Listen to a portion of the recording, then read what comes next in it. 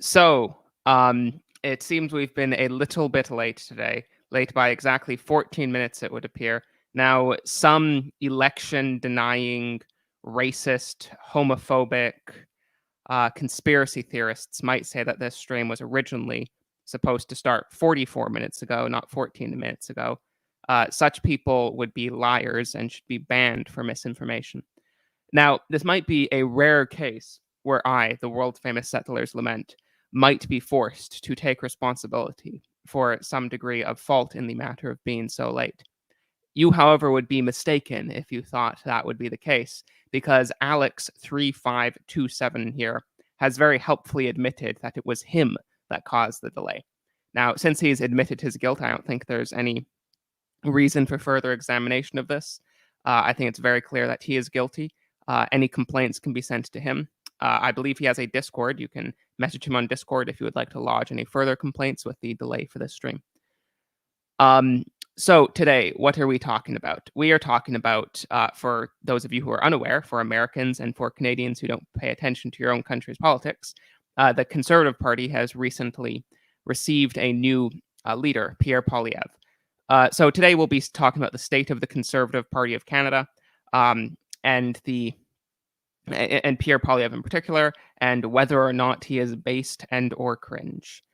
Spoiler alert, he's pretty cringe. But we'll be talking about why exactly is that the case. I am joined by my regular Canadian minions from the Canadian Journal, Ryan, Denoso, and Thomas, as well as my American minion, for an outside perspective, because I just love here having Americans comment on Canadian politics. But really what he's here for is technical support, in case we have to show anything. So that's basically what we're getting started with. Does anyone have any way they would like to introduce us? Yeah, sure. As usual, thanks for having us on. Always happy to come and talk about Canada. Regarding Pierre Poilievre, I think within the right wing, there's a tendency to expect ideological purity to an excessive degree, and there are certainly faults with Pierre. Obviously, he leans American in his historical understandings, and his politics lean very neoconservative. He generally avoids social issues. But I think what is there is relatively solid. He's giving you a boilerplate neoconservative platform, but it's very well done. It's a lot better than the platforms of O'Toole or Andrew Scheer. It's likely he's going to repeat their same strategies where he targets the GTA, but he's doing so at a time where that's relatively salient. The economy is doing poorly. His whole platform is fixing the economy and avoiding any more contentious issues. I think the main question here is, like, of the field that ran for the Conservative leadership, Pierre was probably one of the better options. But the issue is that Pierre is only going to give you short. I guess the question is what do you want from your politician? Pierre will potentially give you a few short-term bumps in your economic outlook, but is Pierre going to meaningfully change the direction of Canada over the long course of history, over the next 50 years? Is the decline that Canada is currently experiencing going to be reversed, or is the status quo going to be maintained with some economic concessions to the proles? And I think that's probably my bigger issue with the Conservative Party and with Pierre at the moment is his platform. It's not bad. It's inflation and taxes, which, like, we could use some reduction in inflation and taxes. Beyond that, it's not anything particularly inspiring. It's just more of the status quo. What is perhaps interesting to see is his adoption of a degree of the Trumpist Bolsonaro populist rhetoric that's been going around for a while now. He used a lot of terms like gatekeepers, just inflation. He'll call things dictator oil. He uses these very simple, direct, and aggressive naming methods. I don't know how well those really play with the Canadian audience, because I do think there is a pretty significant difference between the Canadian political temperament and the American political temperament. But we'll see. I do suspect that he will eventually win an election, and perhaps unseat Justin Trudeau, as long as the economy remains kind of on the downtick. But yeah, that would be my kind of initial thoughts regarding Poilievre. Is the best of what is on the field, but the field is not great. Yeah, I mean, I agree with a lot of that analysis. I think it's very fair. I think most of what you're saying is true. And I don't want to be overly critical. I I want to just say that like everything sucks. There's no possibility for positive change. I mean, I know a lot of people in these circles disavow any possibility of mainstream political change. And I think after the Roe decision in the States, that should make us rethink this a little bit, and make us at least a little bit optimistic that there can be some positive political change from mainstream institutions. Um, and I mean, I have never supported complete political abstinence in an unconditional sense. I'll get more into this later. But my position currently in Canada certainly is not to vote for any major party, including the PPC or the Conservatives. And I'm not even really aware of any minor parties I'd be happy to vote for. But certainly I would not recommend any Canadian Conservative vote for the Conservatives or the PPC. And I'll get in more later why I think neither of those are viable options. But that's really just on prudential grounds. That's not, I don't support political abstinence in general. In many other countries, I would support voting for mainstream center-right or right-wing parties.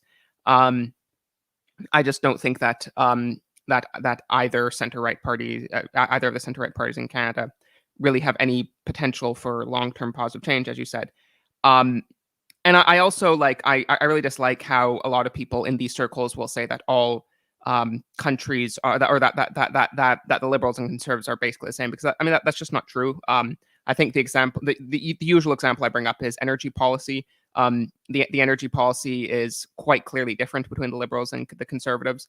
I know some people, as I think most Canadians do, that work in the natural gas industry, and they vote for the Conservative Party literally just because they know that that their job is that their job is under risk, and they trust that the Conservatives will defend it, and that the Liberals are going to be attacking it.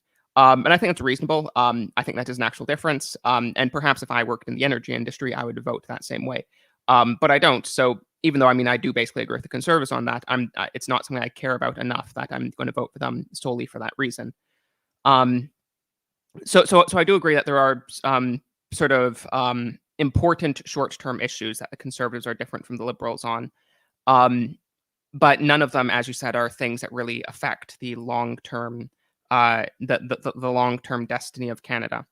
And it's so annoying that I'd say what I find the most annoying about Pierre Poilievre is with the prior two leaders of the Conservative Party, Andrew Scheer and Erin O'Toole. I found that among the sort of regular Conservative base, not the like super conservative autistic people online, but just sort of like normie conservatives that I know, IRL people who are committed conservatives, they definitely would not be voting for the Liberals or NDP. But people that are solidly sort of personally conservative, usually practicing Christians, that type of stuff. With the prior two leaders, I found that basically everyone, not necessarily everyone, but most sort of normie committed conservatives I knew in real life were pretty skeptical of them, and they were probably going to vote for them because they really hated Trudeau, but they weren't under any illusions that Andrew Scheer or Erin O'Toole were these great conservative messiahs. But I've gotten the exact opposite impression from these same types of people with Pierre Poilievre. Even though, as far as I can tell, the actual policies of Pierre Poilievre are very, very similar to Andrew Scheer or Erin O'Toole. I think because of the sort of rhetoric that you were talking about, and just the sort of impression that he gives, a lot of people believe that he's much more conservative than he actually is. And these same types of people that would have been much more skeptical about Andrew Scheer and Erin O'Toole, they now are very excited about Pierre Poilievre, and they think that he'll actually make a major difference if he's elected. Even though he's made very clear that he's socially liberal, he's made very clear that he supports abortion, even though he isn't, even though he doesn't use the term pro-choice, he has made very clear that he supports abortion.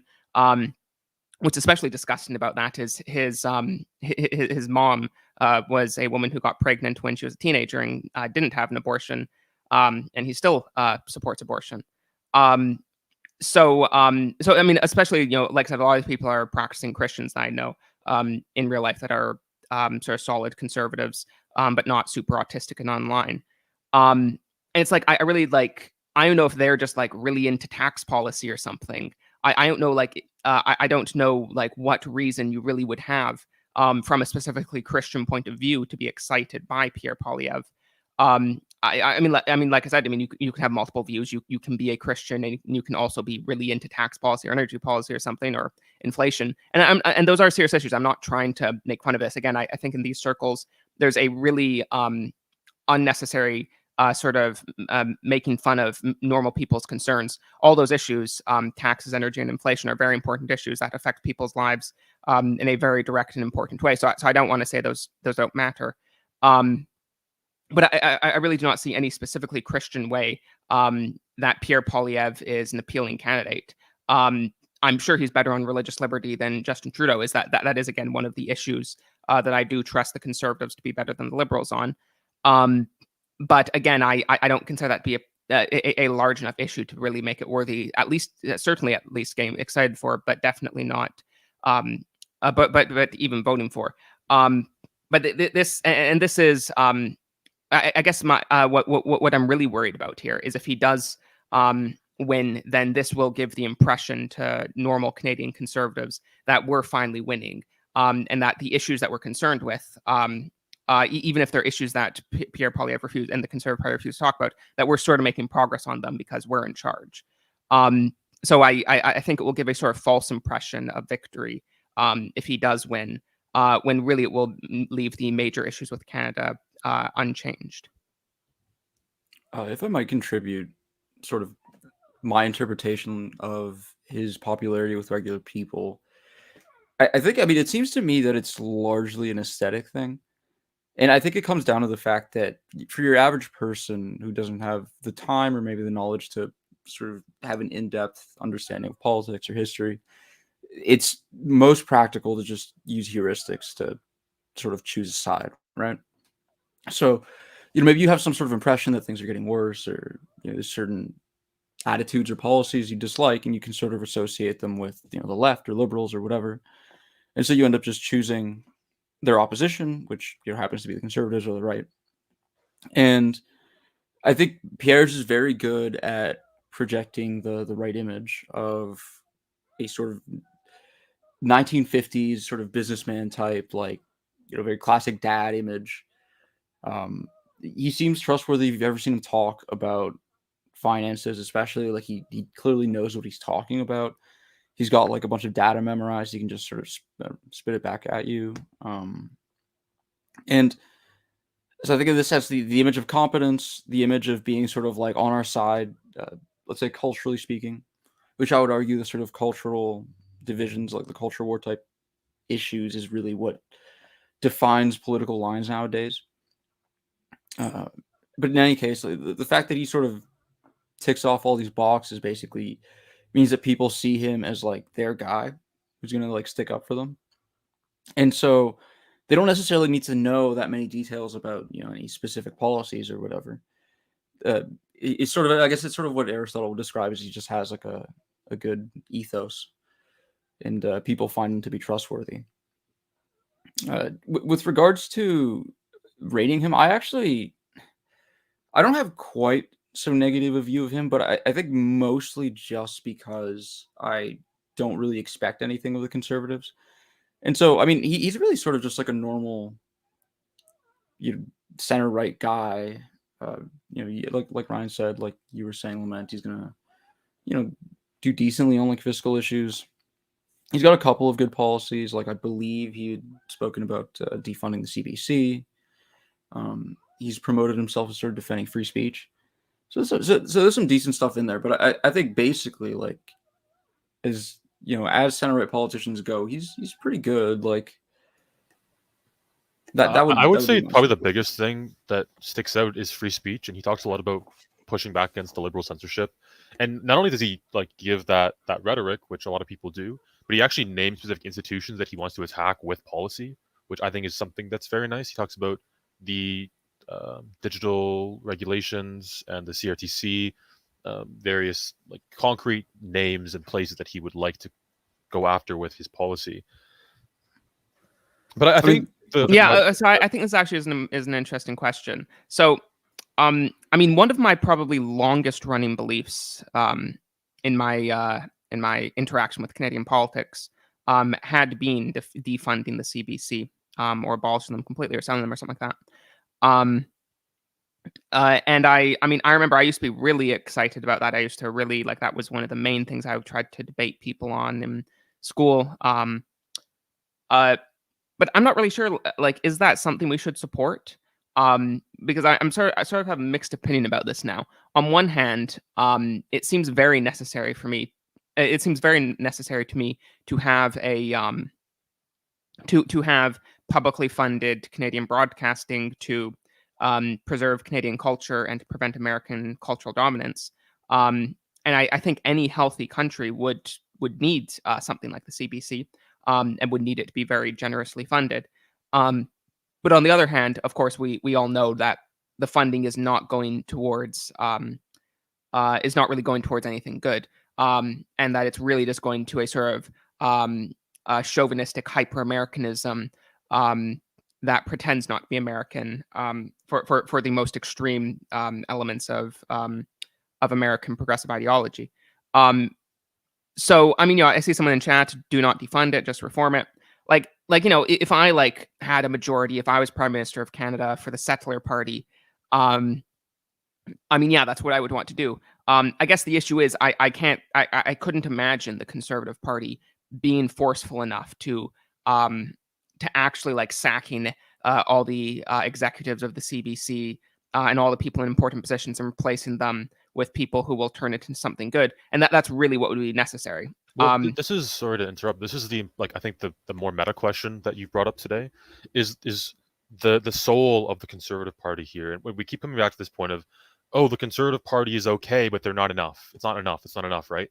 That's the real question that we've actually discussed a lot internally, and I know so and I have talked about this at length, is clearly nothing is going to change until the Conservative Party changes. Okay, do you change the Conservative Party or do you make a new party, so on and so forth? But something clearly has to change within the Canadian political right if there's to be any kind of meaningful progress made towards genuine right-wing goals. Now, regarding the question of reforming the CBC, yes, that's nice. And this has been a long debate within Canada, particularly the Canadian literary sphere, people like Hoffman and David Mason, talking about whether or not subsidizing media degrades media and creates just like shovelware media where you're just making it for the grants. That's a kind of a different discussion. But reforming the CBC is certainly nice, and I think a lot of people in these circles would prefer that. Generally, we lean more paternalistic. Do I see the CPC doing that? No, because anyone familiar with Ottawa, anyone that's ever been like a party insider knows that the degree of immorality and kind of handshaking and friendship that goes on between the parties is pretty astounding, and there isn't really any capacity within any of the parties really to meaningfully pursue an agenda that aggressive against an entrenched institution that does so much to protect the parties, right? I actually think that the you would need like a Diefenbaker outsider to come in, and like that's a brutally hard like political battle to fight, but it's kind of necessary at this point, to be honest. I think you raise a good point, because I think the CBC question sort of links to, like you were saying, a broader issue with the Conservatives. And it's I mean, the notion is institutions, right? It's that the Conservatives are not ideologically or organizationally equipped to sort of do what would really solve the problems long term, which would be to recapture Canadian institutions or just create new ones. Like Pierre seems to be, he seems to have some sort of inklings in that direction, like with the defund the CBC thing, but he sort of lacks or at least, from what we can glean from his publicly expressed sort of worldview, like his worldview doesn't really sort of extend to an awareness of the actual structure of politics in the country and what drives political change and this kind of thing. He's very much sort of exists within the sphere of sort of, conventional politics, the way they've been done for like the last 50 years. And so I think like defunding the CBC is probably like a realistic goal for the Conservatives, something they could do. And I think it would actually be a pretty big benefit for, just Canadian culture in general. Because what you have on CBC right now, like Lament was saying, is not really like Canadian culture properly speaking. It's like the anti-culture they use Well, mostly as a to solvent. go back to the old episode, it's literally homonationalism. Like Well, every exactly. other thing is like trans something, like a gay pride story. Like that's all it is. It's not talking about 1812 or Brock. It is a cultural consensus forming like project. It's manufacturing consent. Yeah, I mean, homonationalism is actually a great academic term, which I'd encourage people to, research, because it really does accurately describe the ideology of a lot of modern Western countries. But yeah, Yeah, you're I know. making, So to be clear for the audience, I know it sounds like some crazy right wing term. That this is actually a term they use in academia. yeah, it's yeah. If you don't believe me, look it up. Yeah, But no, I've encountered this too. I know. yeah, but so with regards to sort of the culture that gets put on CBC it's really more of a negation than like a proper cultural product, in the sense that it has no positive sort of affirmation of its own existence. It's like purely a political expression that serves to undermine or attack in some way what exists or what's left of the actual sort of historical culture of Canada.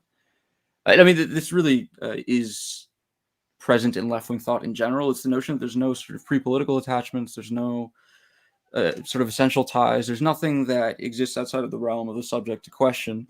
So everything becomes a political decision of, the person, in philosophical terms, a subject defining himself, however he so chooses.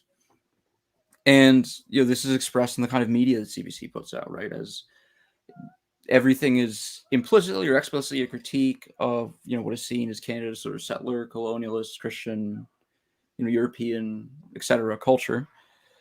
And so I see a great benefit in just removing this from the public sphere, especially given that Canadians have this sort of conservative political tradition where they trust the institutions, and so they attach a good deal of sort of prestige and authority to an institution calling itself the Canadian Broadcasting Corporation, and people just believe it because the CBC said it. So, I mean, I think if it's what you can get, it's not a bad deal. Yeah, I mean, I think I reluctantly agree that that yeah, if if there was a referendum today, if I could vote, if I could push a button or something, abolishing the CBC would be a good thing to do. For the reasons you've outlined. Um, but I think it really just sort of demonstrates the what I really think is probably the central problem with really the right conservatives in Western countries in general, especially Anglosphere countries, and especially Canada. This is something they've been doing for decades now, where the only time they're really willing to be aggressive is when they fall back on sort of aggressive libertarianism. And they're either sort of weak, like weak centrists, or they're aggressive libertarians, and those are the only options. And we, of course, in certain countries, in like Hungary, or with certain figures in the United States, like Ron DeSantis, we've been seeing a change where there is more of a sort of authentic conservative vision being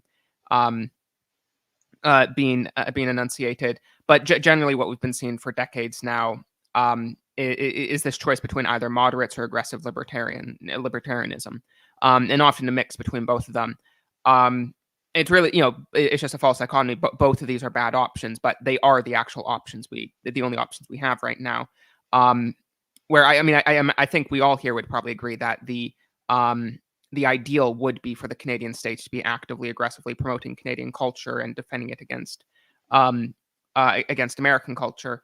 But that's just not on the table currently. So I mean, I can and should complain about this, but at the end of the day, there's not anything we can any of us can do about it. Well, this goes back to the question, sort of interject, of what, no worries. Like, if you ask the average Conservative Party member, what is Canadian culture? Pierre Poilievre, his position is Canadian culture is freedom, whatever nebulous term he used. He's just pulling from American rhetoric that Canada Yeah, is no, I mean, not a place I with. remember when I was a neocon that is overtly what I would have said, is that Canadian culture is freedom. Yes, and I think I would disagree with that position. I think most students of Canadian history would. I think culture is more than just a universal principle. I think that's a very American approach to culture. Canadian culture is something distinct and does, or at least did, exist. I mean, But this goes back to I would say that this is clearly not only an American principle, that this comes from the far left of the American tradition. Yes, although I would say the American tradition is pretty far left in general, at least like relative to its time period. But back to the original point is the Conservative Party doesn't know what it's conserving. It's not conserving anything because it doesn't know the history of Canada anymore. It doesn't really have any interest in that. It's pursuing fiscal liberalism, and if there is a desire for meaningful change, then the Conservative Party needs to either be reoriented from within or like fought on the political battlefield and defeated by another right-wing party. That's the only way that people are going to like receive the ends that they want. There has to be meaningful political action. It can't just be theorizing eternally and complaining about the Conservatives, which it feels like that's a lot of what is done online now, which is understandable. Like people don't really have a great deal of power at the moment. I think with I think the Libertarian Question is interesting because Canada does have its own sort of tradition of liberty and like what that means, and I think it's actually rather sad to sort of see what becomes a discourse around freedom basically being sort of drawn between left-wing progressives who essentially just align with like wanting to build a new sort of globalist order where freedom just means sort of rejecting traditional the traditional culture of their country so that people can pursue ever more sort of extreme and niche forms of self-identification. And on the right, the response is to adopt a sort of rhetoric, which is drawn from the American right, though. I mean, somewhat recent American right, probably post like Ayn Rand sort of becoming influential, of libertarianism. But I mean, something that I find is interesting is, a lot of us who sort of end up interested in like right-wing thought and, you try to read into history, at some point we'll sort of take the position that you oppose liberalism at its root, and sort of all of it is in some sense corrupt, just philosophically. And while I certainly think there are problems with liberalism, if you look at like what liberalism actually was in like Anglo-Saxon societies in even the early 20th century, but the 19th century or prior to that, what you're dealing with is not really like a tradition of liberty that I think any modern political person would recognize.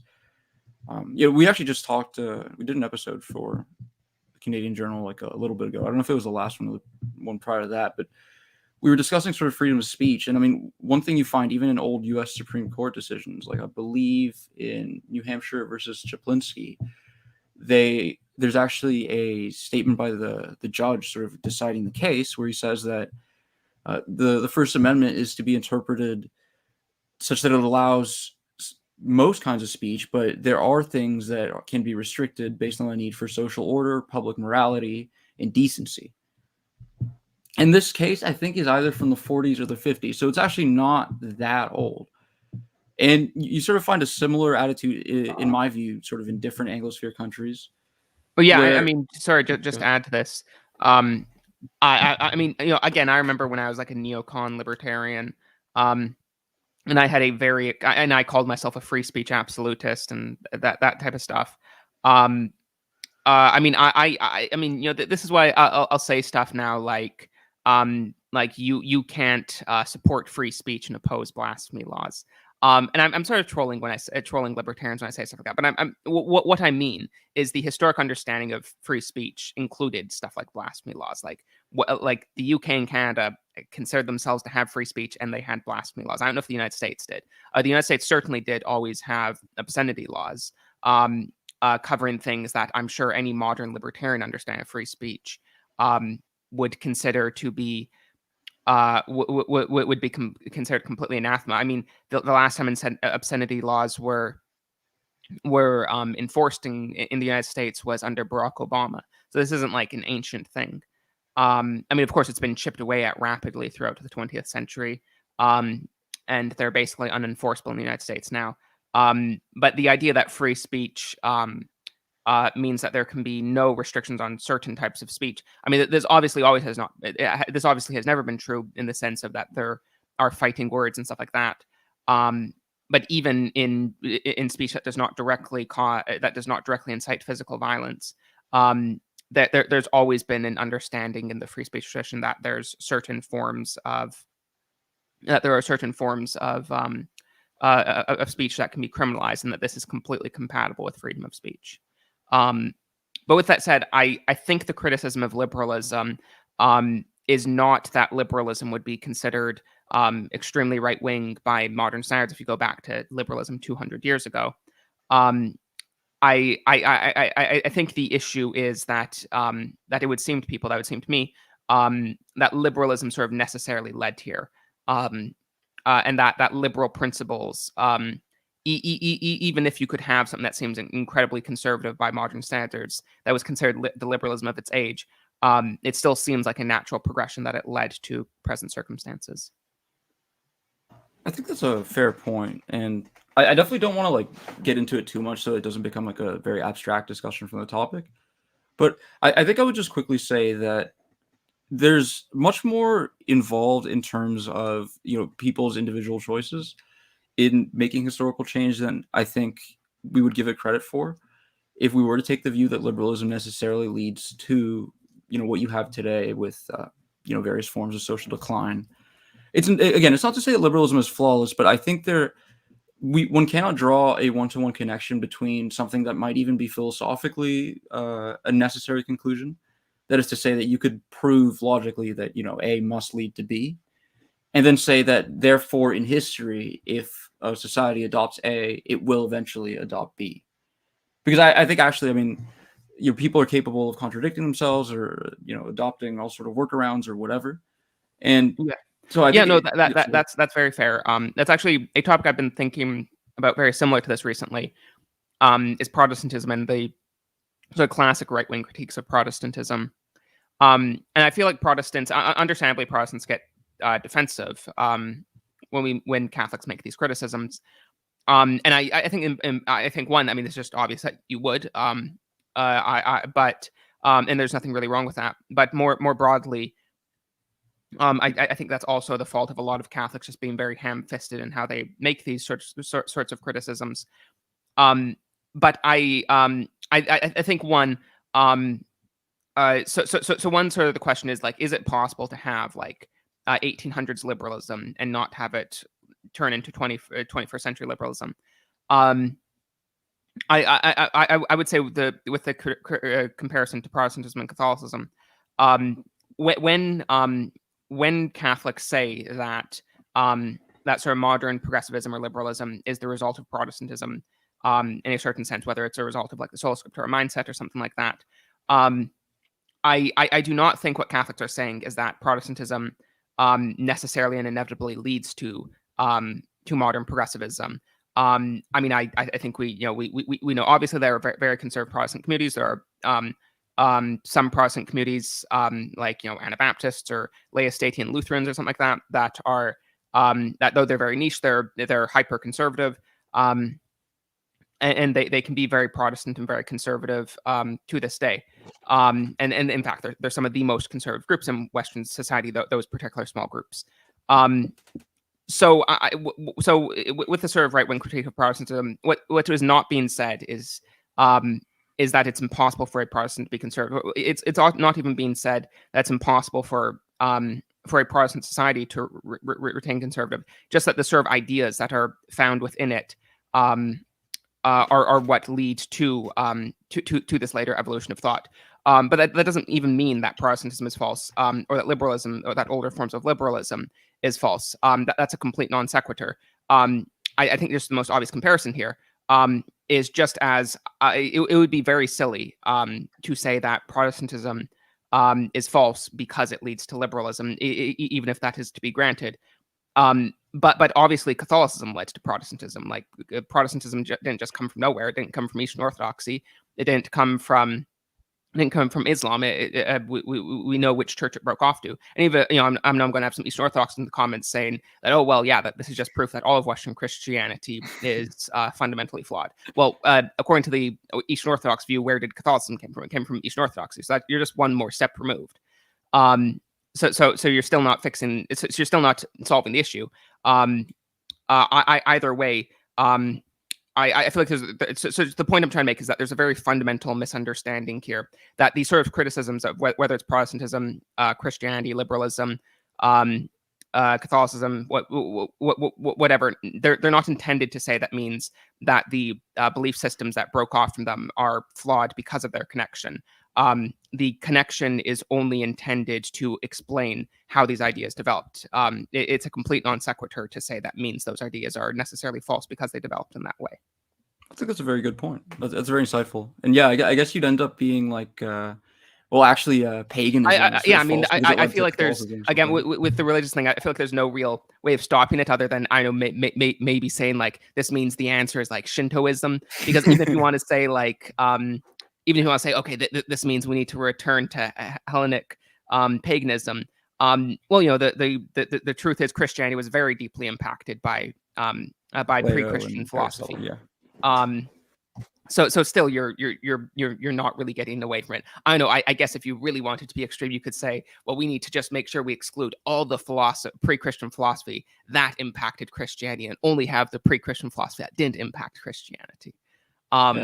But this is obviously the most extreme forms of autism that one can reach. And my point is to demonstrate that. And I mean, to be fair, I think a lot of Catholics do use this sort of criticism to try to just like in a cheap way debunk Protestantism. And I like I said, I think that's a complete non sequitur. It's a complete misunderstanding of the criticism. Yeah, I think though we can also draw something that sort of brings us back to sort of our Poilievre topic, in the sense that if you take the specific discussion of liberty, I mean, liberalism itself was a sort of development from a more traditional sort of Western view of what liberty meant.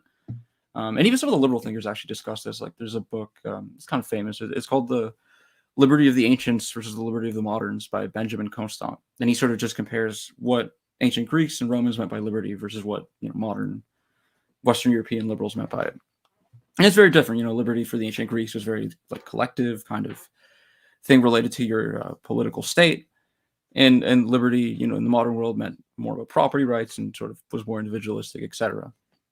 But in any case, I think that something that's sort of relevant, and you see the sort of topic of liberty or freedom coming up in Western political discussions over and over again, is because there's sort of like this folk tradition that's sort of organic, especially in Anglo-Saxon countries, though I think it's generally present in like all Western countries.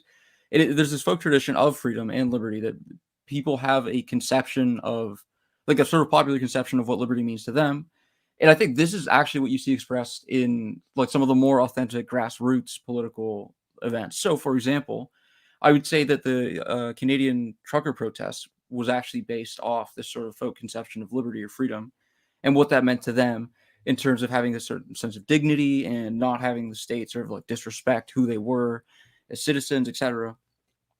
And I think it's very unfortunate that, in the case of Poilievre, though it's not really only him, but conservative politicians in general, they will sort of ignore the folk tradition of liberty. They'll ignore the sort of historical Western, maybe more philosophical tradition of liberty, all this stuff, and just, talk about freedom in the way that, it is very narrowly defined, within the columns of like National Review or whatever. So, I think that framing things in terms of wanting freedom is actually like a decently viable political strategy. And I don't think it's a bad idea because you can speak to people where they're at. But there's a lot of sort of undermining and ignoring of the actual historical roots and traditions that form people's sort of worldviews. Yeah, I mean, this is definitely an unfortunate thing that you get from sort of hyper online, hyper autistic, reactionary Twitter users that want to like just disavow concepts like liberty and freedom entirely because they've been corrupted so much by leftists and libertarians, though I repeat myself. Because yeah, I mean, these are just any degree of reading of the Western tradition, you'll see that both liberty and freedom are things that have they're very deeply rooted. They're not something that was invented by the Libertarian Party in the 70s, or by Ayn Rand, or even by liberals in the 1800s. These have always been values that have been central to the Western tradition. They've just been values that have been understood in very different ways. So the sort of reactionary in the worst sense possible rejection of those values in total is extremely it's not really traditional in any literal sense, and it really just comes from it really just comes from a misunderstanding of any sense of history of what these concepts mean.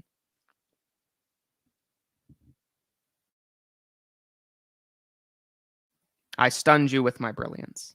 Yeah, I'm stunned. I don't know if anyone had comments, or we can move on if people find TCJ Thomas. I don't believe you've said a single word this live stream.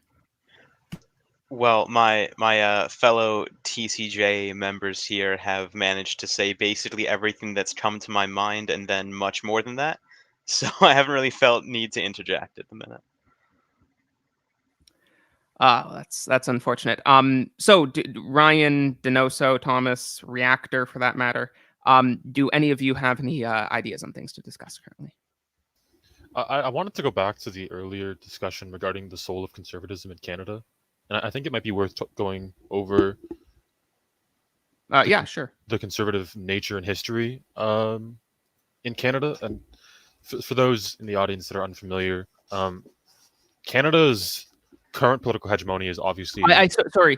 I should have done this at the start of the stream, but I just realized that we have not really introduced what exactly TCJ is, and we can do that again at the end. But you probably should show your website and podcast and stuff. Yeah, I don't want to distract too much, but hello everyone. It's just, I know it's annoying, especially to do it right now in the middle. It's just I know you'll get much more better engagement if you do it now than if you just do it at the very end. Yeah, it's much appreciated. Thank you for your help. But we are the Canadian Journal. There's a collection of probably 8 or so of us. We do historical research, political theorizing, a lot of content, mostly around Canada's past, Canada's future, Canada's present. We don't generally talk about secular politics too much because it's just all over the news, and I'm sure people have their own opinions about it. It's more about old Canadian political theorists, what Canada was, and how to apply that to the present. So our content really focuses a lot on that. And you can find us at thecanadianjournal.com, and then just like the Canadian Journal on YouTube. Okay, There's an interesting comment here from Cernewos that I just want to address really briefly. At the Canadian Journal, I'm running the Canadian Journal that's commenting in the YouTube comments, by the way, just so everyone knows that Brian.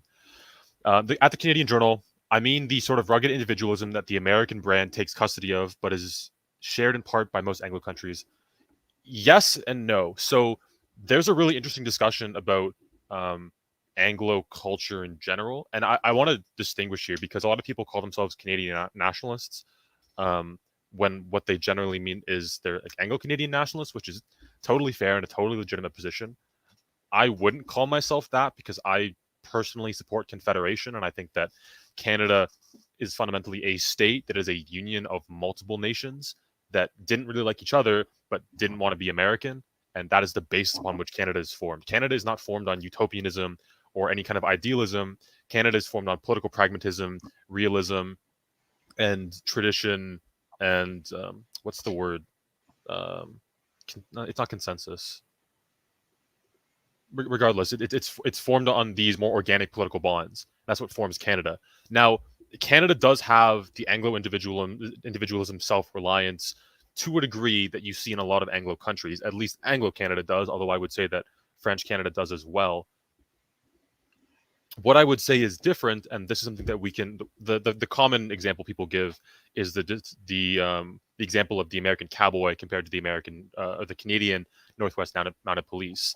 The giver of law in the American West, the wild untamed lands, was the single strong man, and if you killed him, then it was anarchy. Whereas in Canada, the Northwest Mounted Police show up, sometimes without even a gun, but if you kill that nameless man in the red coat, then 10 more are going to show up because it's more of a collective image, right? Canada is not formed on individuality and autonomy and these American ideals of anarchy. They are formed on order, stability, adherence to the throne and the altar, right? That is the initial conservative or Canadian conception, which is why the initial Canadian hegemony, the domination of Canada, was by these more right-wing institutions, right? You had, even prior to the John A. Macdonald conception, which admittedly did become slightly more left than the initial conceptions of Canada, but you had censorship regarding the Canadian press during the American Revolution. You had the seigneurs in early Quebec who were doing essentially like North American feudalism, albeit there was a lot of issues with that.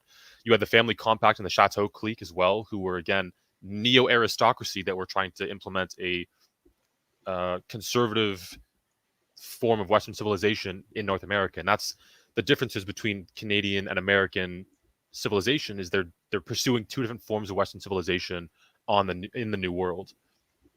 So Canada has this conservative framework for a long time, where you have a collection of aristocrats who run the country relatively well. You have this confederation of nations, these different peoples who are held together by organic contracts, by traditions, by personal relationships, have their own territories, and have unique relationships to the crown.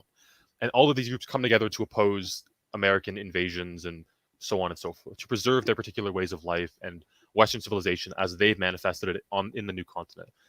World War I comes around. Borden alienates the French, and this is a debate I've had many times with Donoso, whether or not Borden alienating the French was a sufficient cause to cause the liberalization of Canada. I think it's a contributing factor, but not the exclusive cause. But that's kind of minutiae. I think they're here nor there. What matters is that post-World War I, you have the liberal hegemony that takes over, where the Canadian elite switch from what Canadian historians like Donald Crichton and George Grant we'll call either the north-south, east-west divisions, wherein the American economy flows north-south. The Canadian economy, prior to its integration into the American network, flowed from the British Empire to the Pacific along the St. Lawrence. There was the east-west system. George Grant calls it the Continental System. When he's referring to the Americans, it's the same thing. Post-World War I, Canadian elites, both political, economic, media, whatever have you, realize that it's a lot more profitable for them to align with American interests. Hence, you have mass liberal institution capture and creation. So following World War I, you have Mackenzie King and his coterie come along. They create a bunch of new institutions, all of which are heavily liberalized, very urban. Diefenbaker comes along, challenges that regime. He's destroyed after his first election victory because he fails to realize that the institutions of Canada are no longer loyalist, no longer high Tory. They're meaningfully American loyalists now. They are very liberal. And this continues essentially up till the modern day. You have the conservative revolution with Harper Manning and kind of Mulroney, where Reaganism takes over, but that's a massive change in Canadian conservatism, where they go from Tory to neoconservative, which is a pretty significant change, where you have alter, order, stability. Instead, you have license and maximal pursuit of hedonism as the conservative virtue in the late 20th and early 21st centuries. And then I think just the most obvious way of demonstrating how massively the Conservative Party changed is how really like the founding central practical political divide between the Liberals and the Conservatives after Confederation was the issue of tariffs. And then just a little over a century later, Brian Mulroney ran an election where the Conservatives were the pro-free trade party and the Liberals and NDP were the pro-tariff party. Just, I think that's the most obvious way of demonstrating how massively conservatism in Canada changed in only about a century. 100%.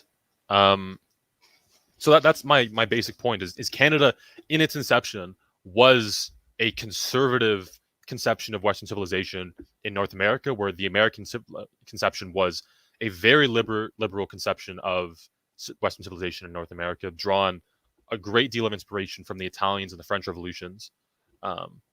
Although the Italian revolutions like post-date the American Revolution, but I do think it influenced later policy. Regardless, now we have a very liberal hegemony that controls the Canadian institutions, and that's a big part of the problem. Is the Conservative Party may call itself conservative, but their fundamental, their telos, their basic assumptions regarding political philosophy, which they might not even be conscious of, but their assumptions are all liberal and left wing. That's the basis upon which they make their decisions regarding how they approach policy. And if the right wing in Canada wants meaningful change, there has to be either change within the Conservative Party or challenging the Conservative Party in the political field of battle, which has been tried with the PPC and the Ontario Party. And I believe there's developments in Saskatchewan and Alberta as well at the provincial level, but we'll see where that develops. I'm relatively hopeful, but still relatively skeptical. Well, I mean, the biggest thing is, of course, that the biggest issue is, of course, that that the PPC is really no better than the Conservatives, and they're really challenging the Conservatives on is not being aggressively libertarian enough. And I mean, I voted for the PPC twice, and I regretted it both times. I don't think they'll manage to convince me to vote for them a third time. But I am not optimistic at all about political change in Canada, even just political change within the Conservative Party, regardless of managing to foist that change on the rest of the country. Because you know, the PPC is the only contender we have from external to the Conservative Party to challenge them, and they're not really doing anything particularly productive. I mean, as I said recently on Twitter, the PPC, Maxime Bernier has done more to promote republicanism in Canada than any other mainstream political figure. I mean, of course, like most NDPers, if you ask them, at least most, like in my experience, most of the MPs and that type of stuff, will say that they're ideologically Republicans, but they also will usually say that they don't really care about republicanism and it doesn't really matter. But Maxime Bernier is always running his mouth on how much he hates King Charles. And even in the tweet he sent out after the death of Queen Elizabeth, he still was insulting the royal family while trying to be polite and issue a condolences about her death. He said something like the royal, despite her dysfunctional family, she was an extraordinary woman. So I mean, this isn't like, you know, I really find the republicanism, and I know that's not how Maxime Bernier would phrase it.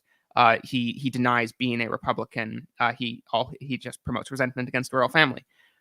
But I mean, I do not consider this a small issue. And this is the only opposition we have. And I mean, I think the reasons I voted for the PPC in both of the last two elections were reasonable. In the first election they ran in, I voted for them because of their position on immigration. And the next election I voted for them because of their position on the lockdowns. And I think that was justified in both cases. What I've always said is that they had the right positions on the right things, even if I was critical of their overall ideology. But again, like I said before, the foundational problem with the Conservative Party is that it's always a choice between weak moderates like Aaron O'Toole or aggressive libertarians like Pierre Poilievre. It never leaves room for any sort of authentic Canadian conservative vision as an alternative to either of those. And your choice really is one of those two, to support the weak moderates or the aggressive libertarians. And I think as long as we're stuck in that dichotomy, there's no real hope for positive political change in Canada. If I might add, I think that it's worth sort of considering like what the sort of major foundational issues are that we are dealing with.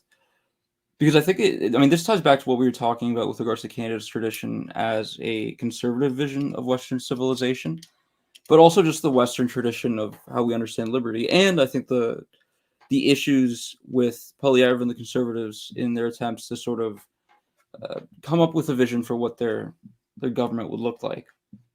Because I think fundamentally, I mean, the issues you're dealing with stem from problems with public morality. That is to say that people essentially don't act in ways that are sort of in accord with, let's say, natural law or like what's reasonable. And this leads to lots of knock-on effects. And this includes sort of our leadership. And then you also have a sort of national problem of lack of a national identity. And, this ties in with issues of immigration and, et cetera. And these two things sort of tie in with what I think is the, let's say, central issue of this, which would be institutions, and the fact that in Canada we're dominated by a set of hostile institutions which are not responsive really in any way to the trends of the public or their views, and sort of just impose by dictate this extreme ideology on everyone. And I mean, the issue is that, in historical Canada, there was a way of sort of connecting a worldview that can in some sense stand in opposition to something like this. Or in the way that, for example, liberty was combined with the notion of morality, so that in both Locke and Adam Smith, who I assume Poilievre might cite as some philosophical inspirations, or some maybe more philosophically minded conservative would, you have the notion of liberty working in combination with natural law or Christian morality or something like this. Adam Smith, sort of famously makes the comment that his sort of view of free market capitalist economy or whatever rests on the notion that you have a society with like basic Christian morals, so that people can trust each other to keep their promises and make deals and work on some common ground of understanding. And in Locke, you have the distinction between liberty and license, such that there's sort of man-made laws that can allow or disallow various things, but fundamentally man can't act against what is ordained as part of the natural order. And the fact that basically all modern conservative ideology lacks these sort of elements and these sort of understandings means that they have no way of actually addressing these issues.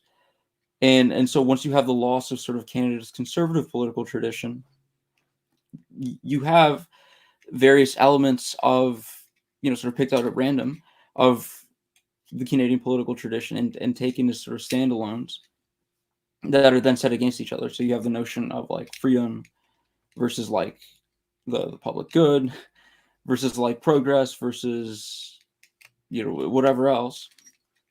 And various political factions take up, one particular notion as, what they represent.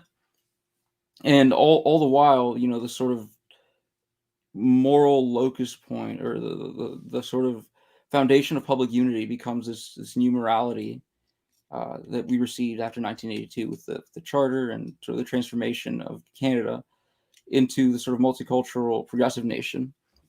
A post-national state, as Justin Trudeau would have it. And there is no way that there's going to be resistance to this from the part of either conservatives or the PPC, in my view, because they cannot come up with an actual alternative worldview or moral vision on which to ground not even political action, but just criticism. So that if they're going to continue buying into the premises sort of enshrined by Trudeau Sr.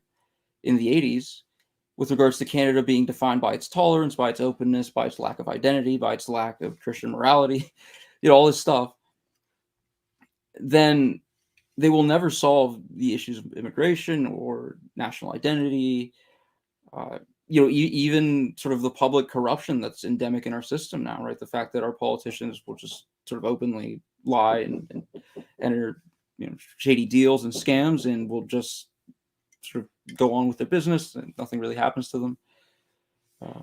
I think all this stuff combines ultimately.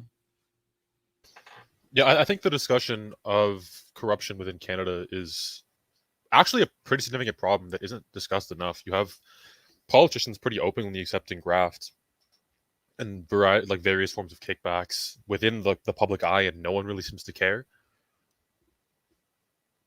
And I think it's pretty concerning regarding the decline of Canadian legitimacy. Isn't the word that I'm looking for here. The honesty of politicians, maybe? No. Regardless, I'm sure everyone can intuit what I'm discussing. But the point that Donoso brings up regarding the basic philosophical principles of the Conservative Party, I think, is what I've been trying to get at for a while here. Is Pierre Poilievre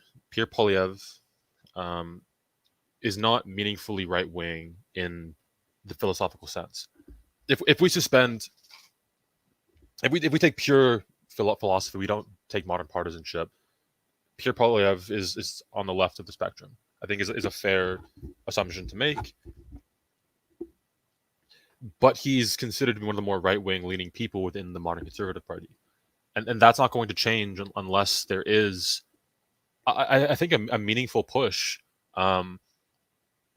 to actually conservatize the Conservative Party, to have rhetoric regarding Canadian heritage, to have rhetoric regarding conservative right-wing ideas that are not just pure nostalgist and not just pure excessive theory, but meaningfully applicable and practical in the 21st century.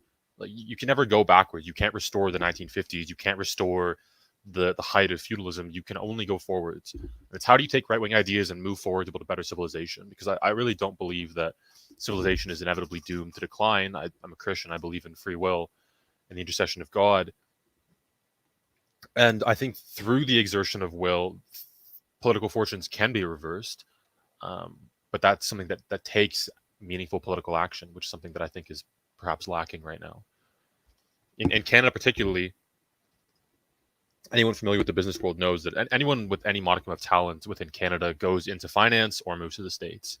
There is a complete famine of talent in the Canadian political sphere, and generally my interaction with Canadian politicos has been not like I have not been impressed with the level of human capital that's been displayed.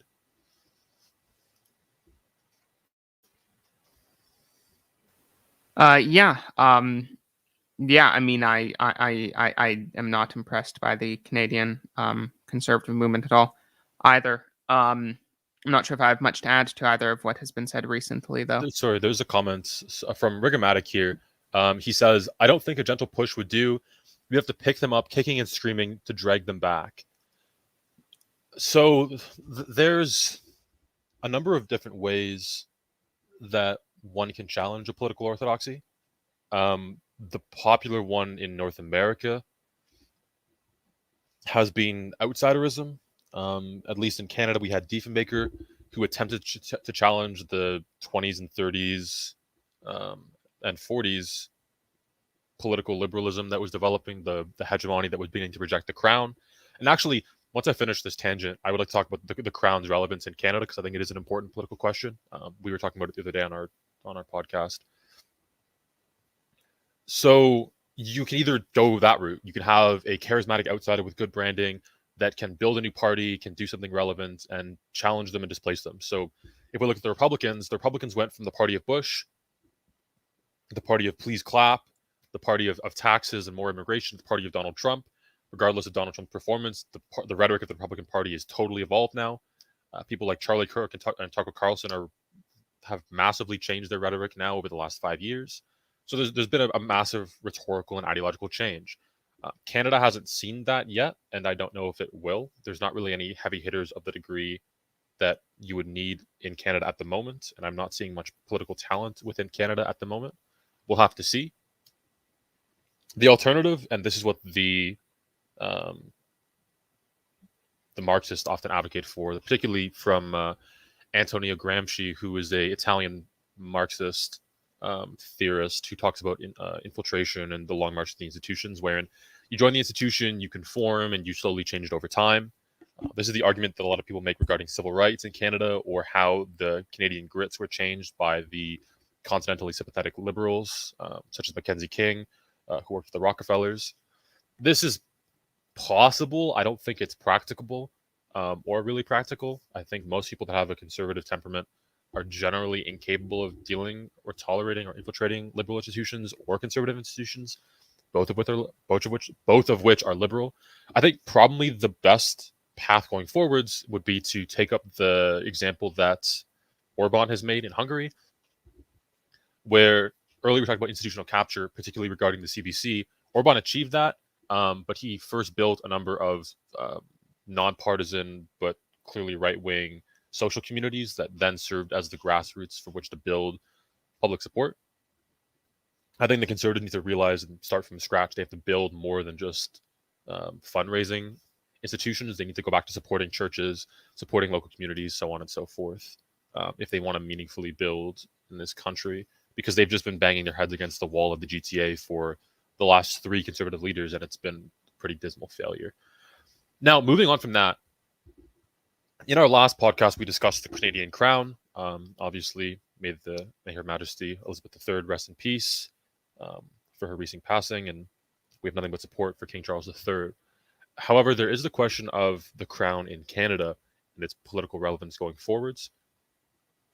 I don't know if republicanism will become more vogue in the coming years regarding Canada, though I don't think it's something that Pierre Poilievre particularly cares about, which I think is part of my issue. Is the Conservative Party of Canada, you would, in theory, think represents the rural Canadians who are interested in the crown and supporting it.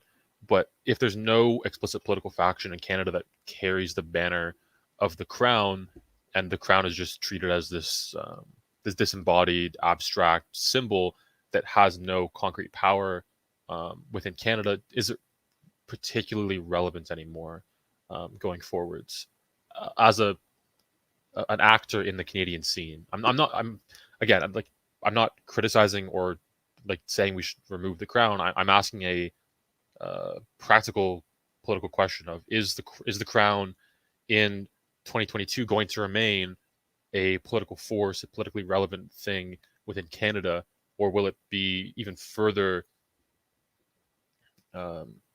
relegated to side steps? Because the crown has already been massively disempowered within Canada, and I personally would argue that post 82 you have a clear break between old classical Canada, which was becoming liberalized, and post liberalized Canada, post Pierre Trudeau Canada, which is very different from what Canada was.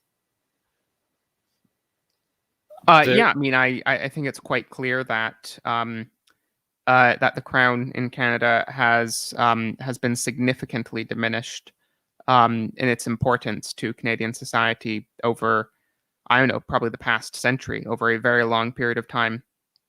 And yeah, I mean, just as a practical matter, I think that's very clear. I don't think that's a good thing, of course.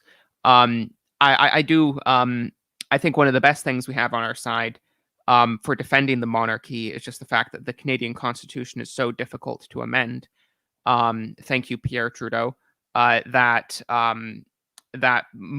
for most people, for most people on the left, I think they will continue to believe that's just not important enough of an issue to expend the political energy necessary to abolish the monarchy.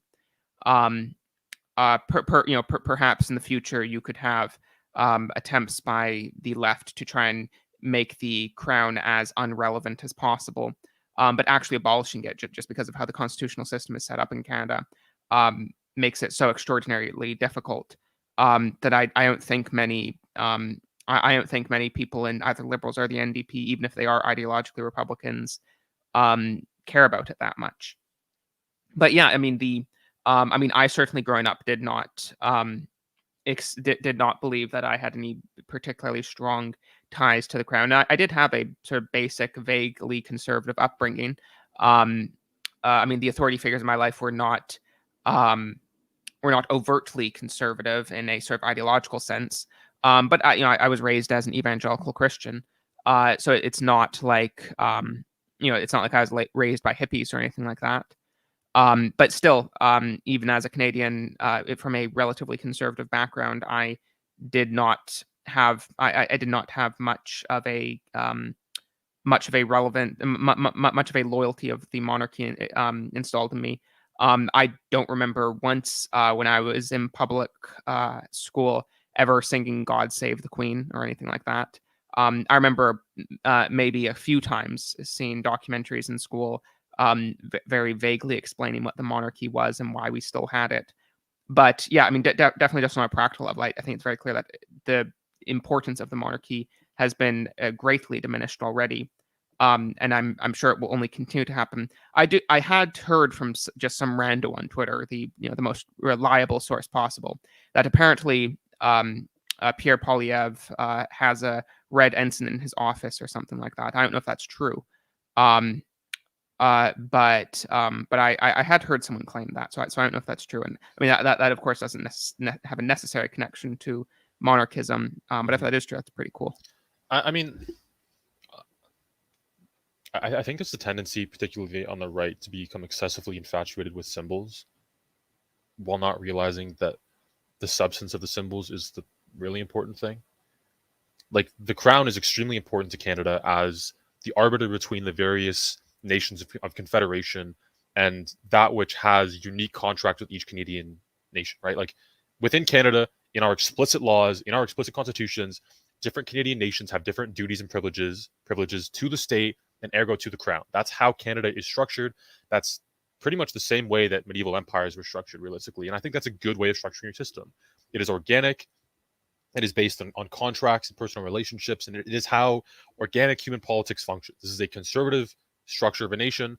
Post 82, there's been a strong attempt to tabula rasa, erase as much of that as you can. You have the Pierre Trudeau white paper, which wants to make all Native Canadians just generic normal citizens and remove all of their privileges, which they were obviously enraged about. Hence a lot of the tension in that period. The same thing with the attempt to make all of Canada bilingual, so on and so forth. There have been steady attempts to erase this conception of classical Canada, to remove Confederation, to massively push aside the Crown as a potential actor, and the Crown hasn't protested much, and not that it particularly could have. But that's the essential question here is, how do you, what are the, I guess it's not particularly a good question to be asking, but in light of this, in light of these functional changes in the Canadian power system, you have to respond to them meaningfully. You can't just say, oh, like, long live the king, and then go back to being a generic liberal, because most Canadians are not monarchists, despite theoretically living within a monarchy in Canada as a dominion ruled by a king. Most Canadians a priori have the assumptions of liberals. They view themselves as liberals, and we talk about the crown as the legitimizing, justifying principle of Canada. But I would personally argue that modern Canada as a state justifies itself on a human rights framework. The modern Canadian state will say, we defend gay people, we defend ethnic minorities, we have maximal license and freedom. Ergo, Canada is a state that is justified to exist and should continue to exist because it has a human rights framework. It does not say we are a polity that is ordained by God and led by one of his chosen prophets. That's not the point of the justification of modern Canada, despite being a monarchy, which is my point. Like, post 82, Canada justifies itself under a liberal framework and just is a liberal country. And the vestiges of a better, more organic time are good for us to remember and preserve, and we should try to fight for their restoration as much as is possible. But we should also see the world as it is rather than how we want it to be. And I think that's a big problem with conservatism and right-wing thought in general, is a tendency to idealize things and to a degree ignore the reality before them. It is not a good thing that the monarchy has been shoved aside. It is not a good thing that Parliament has relegated the monarchy the way that it has, but that's the reality that Canada lives in, and needs to be addressed as it is.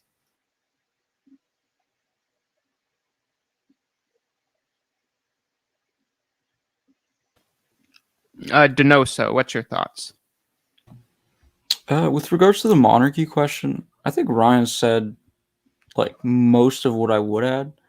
I guess I would just repeat kind of the point I said on our monarchy episode, that the real purpose of the monarchy, it plays a constitutional role in Canada, in terms of, like Ryan says, being the groundwork for the series of agreements and legal systems that makes up Canada even pre-Confederation. And when Confederation is actually established, the Canadian state essentially takes up some of the sort of rights and duties of the Crown with regards to the various nations that live here: French Canadian, English, Scottish, the various natives. And the issue is that for a sort of multicultural Canada, post-charter, the state is transformed into something that is much more akin to a sort of centralized nation state, with the sort of key exception that the notion of nationhood is replaced, I guess, with the notion of post-nationhood. And the idea is the Canadian national identity is defined as having no national identity. what makes a Canadian is the rejection of Canadianness. But you take this and you still have sort of a centralized Republican-esque state that basically dedicated to this ideological goal. And so the special status of the sort of founding nations of Canada becomes relegated or ignored or undermined. And so I think in a political sense, in a legal sense, in a constitutional sense, the monarchy loses its relevance as the system to which it was tied declines. And so it's not like it's sort of not an abstraction that can function separately. It's something that is very much tied to an organic constitution, of British North America, then Canada after Confederation.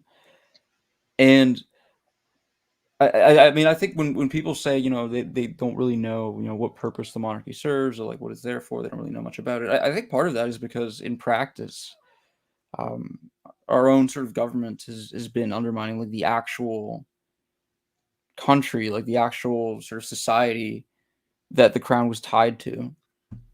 And so both elements of that sort of equation, of that unity, are sort of vestigial, dried up remnants of what they once were.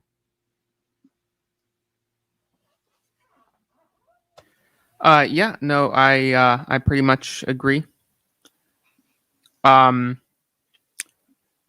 So we have a lovely critical comment from Mary Tuck. I think you guys uttered too many words without actually stating anything very factual or relevant. I agree. Very true. Stunned me with your brilliance, Mary. Mary, if you have like a concrete question that you'd like me to answer with precision, you're welcome to ask it, and I will try to do so.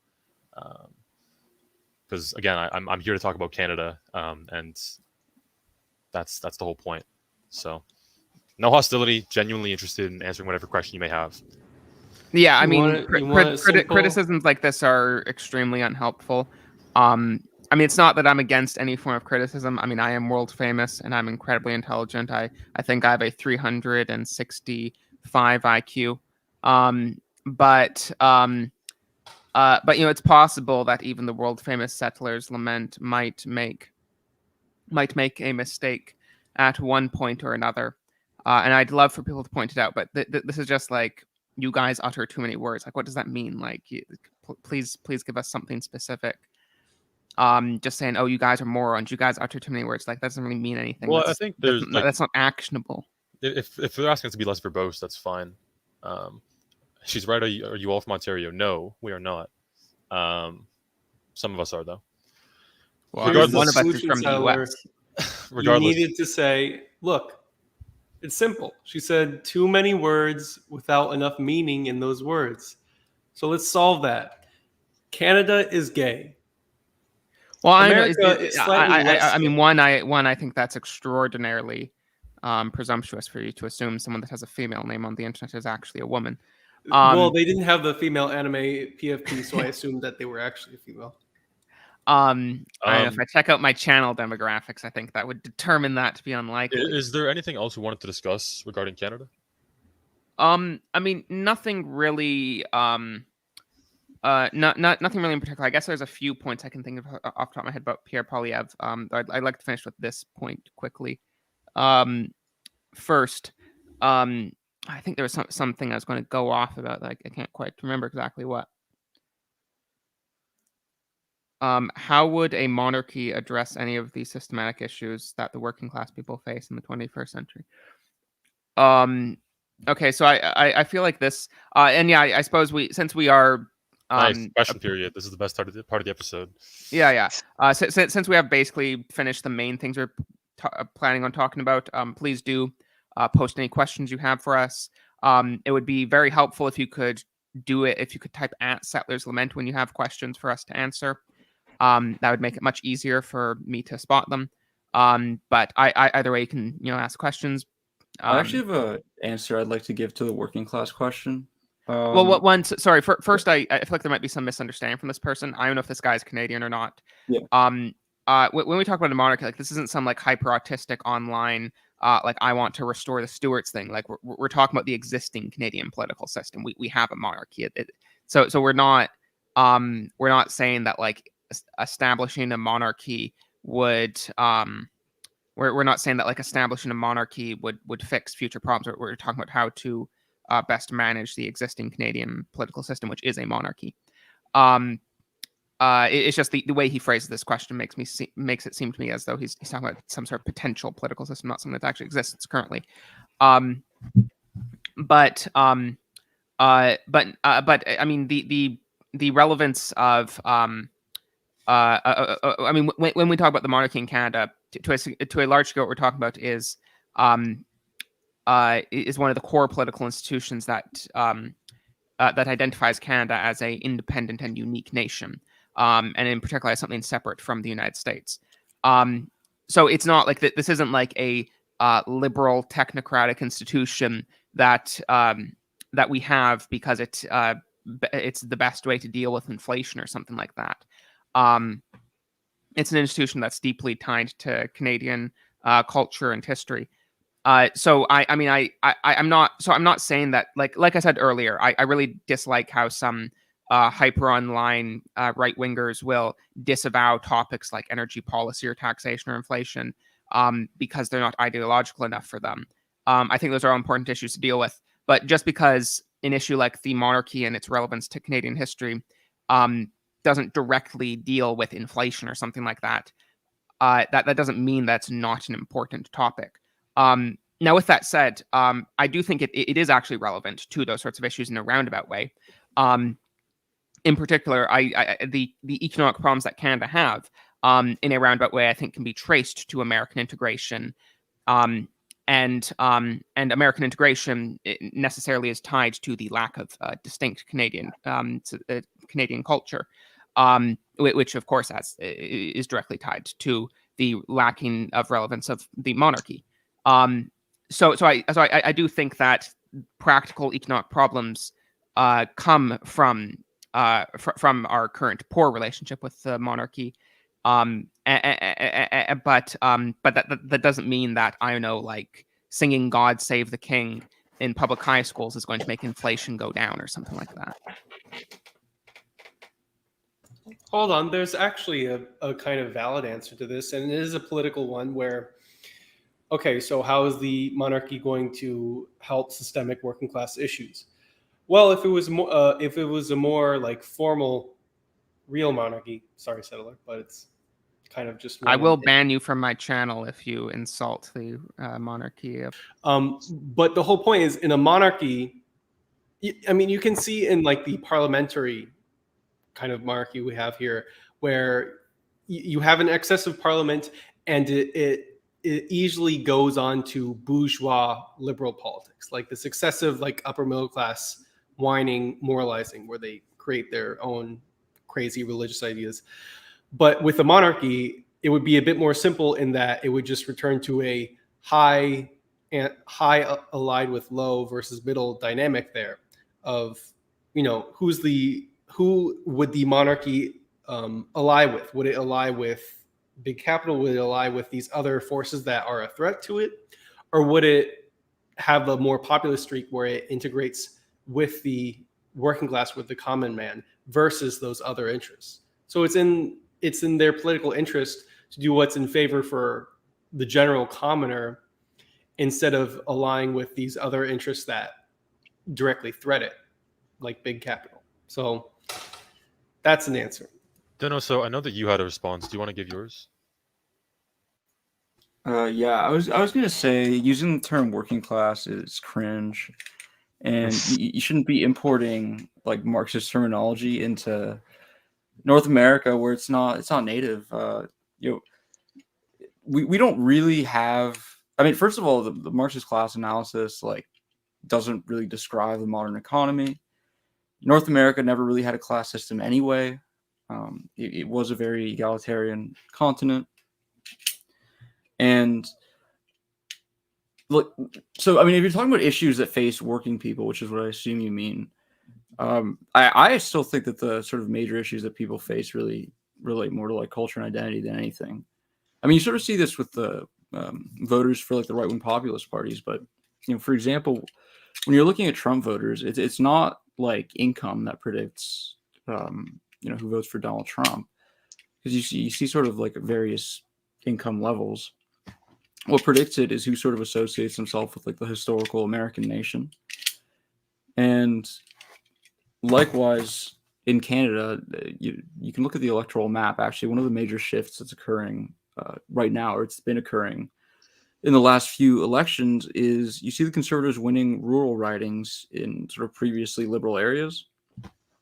And so, I mean, what you're seeing essentially is that people are voting for the Conservatives based on, how they sort of culturally relate to Canada as a historical entity. They identify with historical old Canada, and, it's primarily the cities.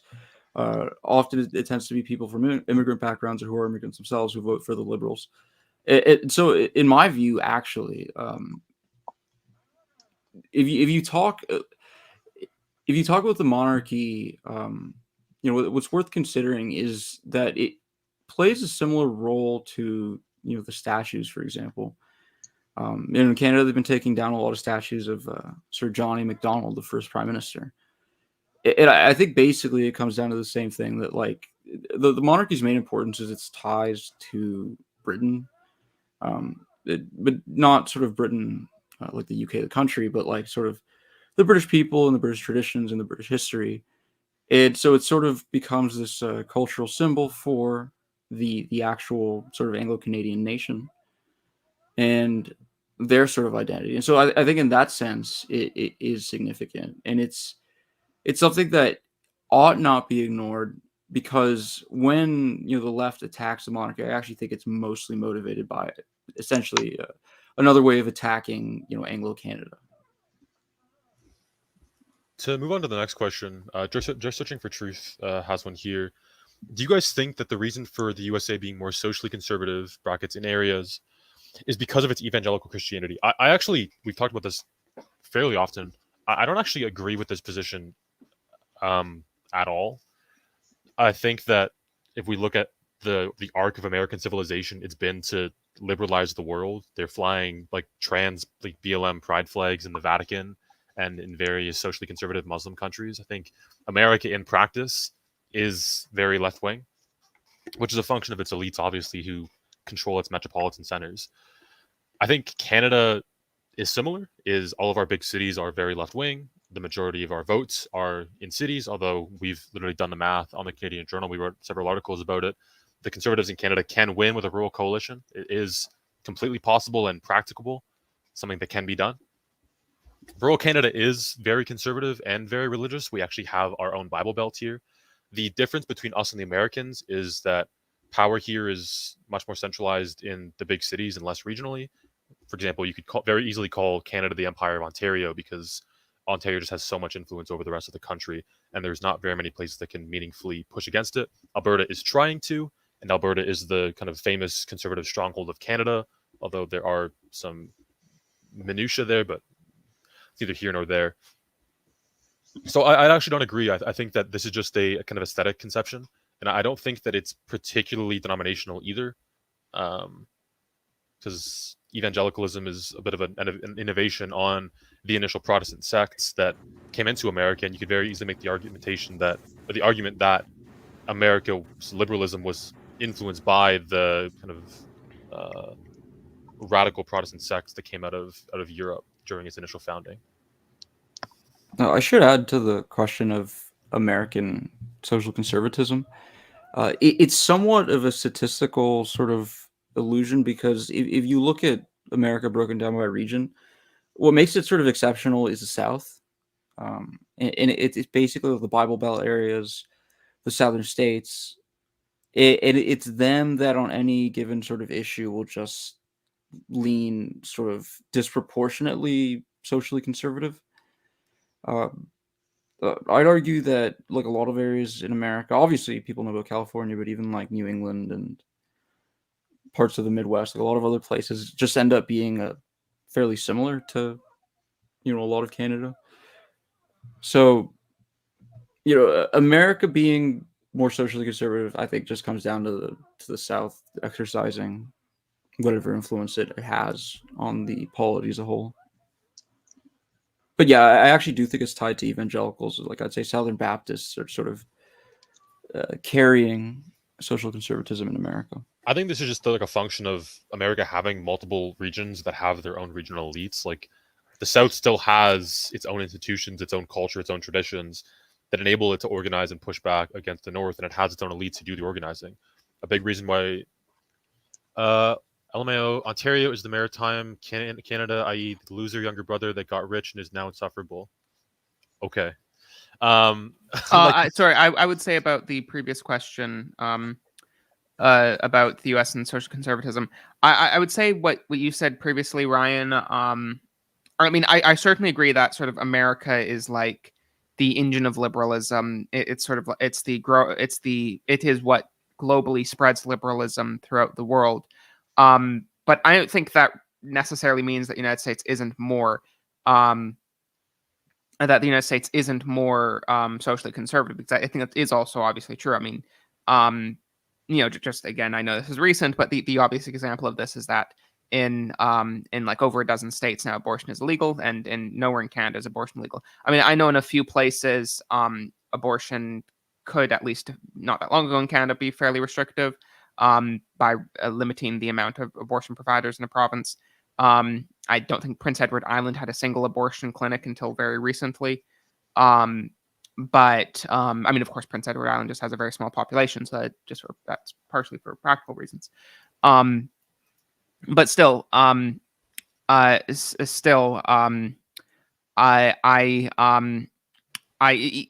though America is sort of like the ideological core of liberalism, I don't think that there's any necessary connection there to mean that America can't be more socially conservative.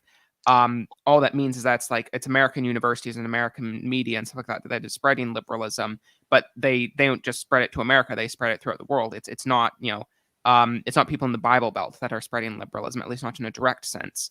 I mean, I do think you could make a pretty strong right-wing critique of the American military, saying that they do actually use conservative men in America to fight to spread American liberalism in a very literal sense, using the conservatives to fight to spread liberal values.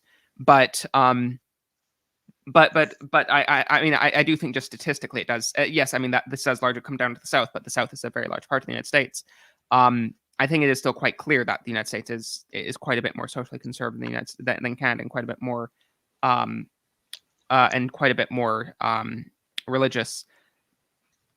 And I do sort of I do think that evangelicals, in a sense, are failed revolutionaries, where very often failed revolutionaries to a later generation seem like a conservative force.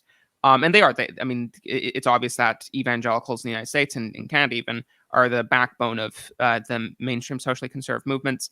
Though Catholics very often in both countries dominate the sort of leadership of social conservative movements. I mean, if you look at the people that run like the pro-life movement in either Canada or the United States, not that there's much of one in Canada, but of the pro-lifers that do exist in Canada, they are often very disproportionately Catholic, even though the sort of voter base or the donor base for those movements are often evangelicals. But I mean, a sort of very obvious way where we can see that the sort of liberal tradition in evangelical Christianity is stuff like religious liberty. What has been a strong historic distinction of Baptists. I remember in particular the Trail of Blood, which now is something that only like really crazy online independent fundamentalist Baptists continue to support. But back in like the late 1800s, the Trail of Blood was incredibly popular among Baptists. It did not start as a fringe thing. But at the very end of at least the copy I have, I don't know if this is in the original, it has like a statement of belief on like what Baptists believe. It's extraordinarily American. It's extraordinarily Americanized. It says something like, it talked about congregational church polity, church government, and it says, and it specifically uses the phrase government for the people, by the people, to describe how the church should be governed, which of course, if you're claiming sola scriptura, it seems quite weird to use a phrase that is obviously from 1700 years after the Bible, and in no serious way could be claimed to be traced from the Bible, as like core to your creed on how the church should be governed. But just my point is that that then in a certain sense, Baptists were kind of the left of American Christianity, but now they're like the far right. They're one of the most conservative forces in contemporary American Christianity. But that doesn't mean they aren't still actually authentically conservative today. They are. But that's just because they are, like I said, they're sort of failed revolutionaries that are sort of holding on to liberalism from 150 years ago. I'm not sure if you saw it. There's a fairly large, I think they're called super chats, that one of the fellows sent you if you wanted to acknowledge them. Wow, yeah, I did not see that.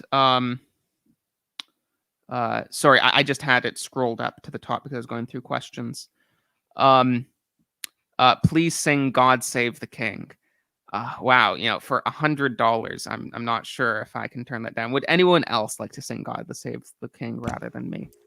Maybe. Let me look up the lyrics. I am not having the Americans sing "God Save the King." Wow.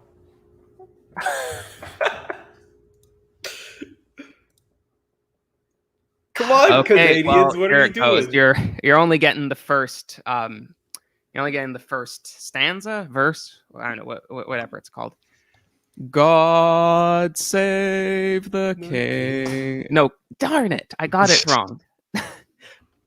God save our gracious king. Long live our noble king. God save the king. Send him victorious, happy and glorious, long to reign over us. God save the king. There, that's my terrible singing voice. You'll have to pay another $100 if you want more singing out of me. That was beautiful, Settler. Truly moving. Settler. Don't feel intimidated. It's only Canadian dollars. Yes, I believe that's about $6 American Oh my dollars. God, you invite one Yank on the show and the whole time is just denigrating the country. Good I'm lord. sorry. Deeply subversive. I wish God Save the King was our anthem, but it's not because we're cocked. There, Well, you it's happy actually now? back to God Save the King now, which is very nice. Yeah, no, it's first time in mine, in any of our lives, I'm sure that's been the anthem. No, I'm actually 82. He had God Save the King for 1 year. I'm sure you memorized it when you were 1 year old, less than 1 year old. Oh, But no. to be serious, I would be really, really grateful to still have a monarch for my country. That would You have Trump, dude. He's the that's king. something that's just irreplaceable, isn't it? Yeah, Trump is the God Trump is Emperor. the king man. of America. Yeah, what are you talking about? Okay, but what does he represent? He represents, barely He represents modern Americana. mid-20th century big tycoons. I think Yeah. he's probably one of the most accurate representations of like the American zeitgeist for Middle America that you could I would go possibly so find. far as to say Trump is the last American. Yes, and instead of holding the orb that they hold when they're getting coronated, he's holding the Big Mac. Well, But yeah, ironically, he's what every American would be if they weren't temporarily embarrassed. Yeah. He is the millionaire. Trump was never But embarrassed. again, thank you very much, Graham, for the very generous donation.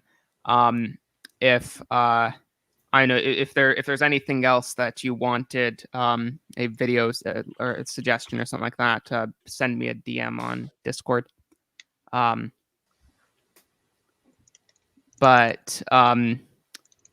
But yes, I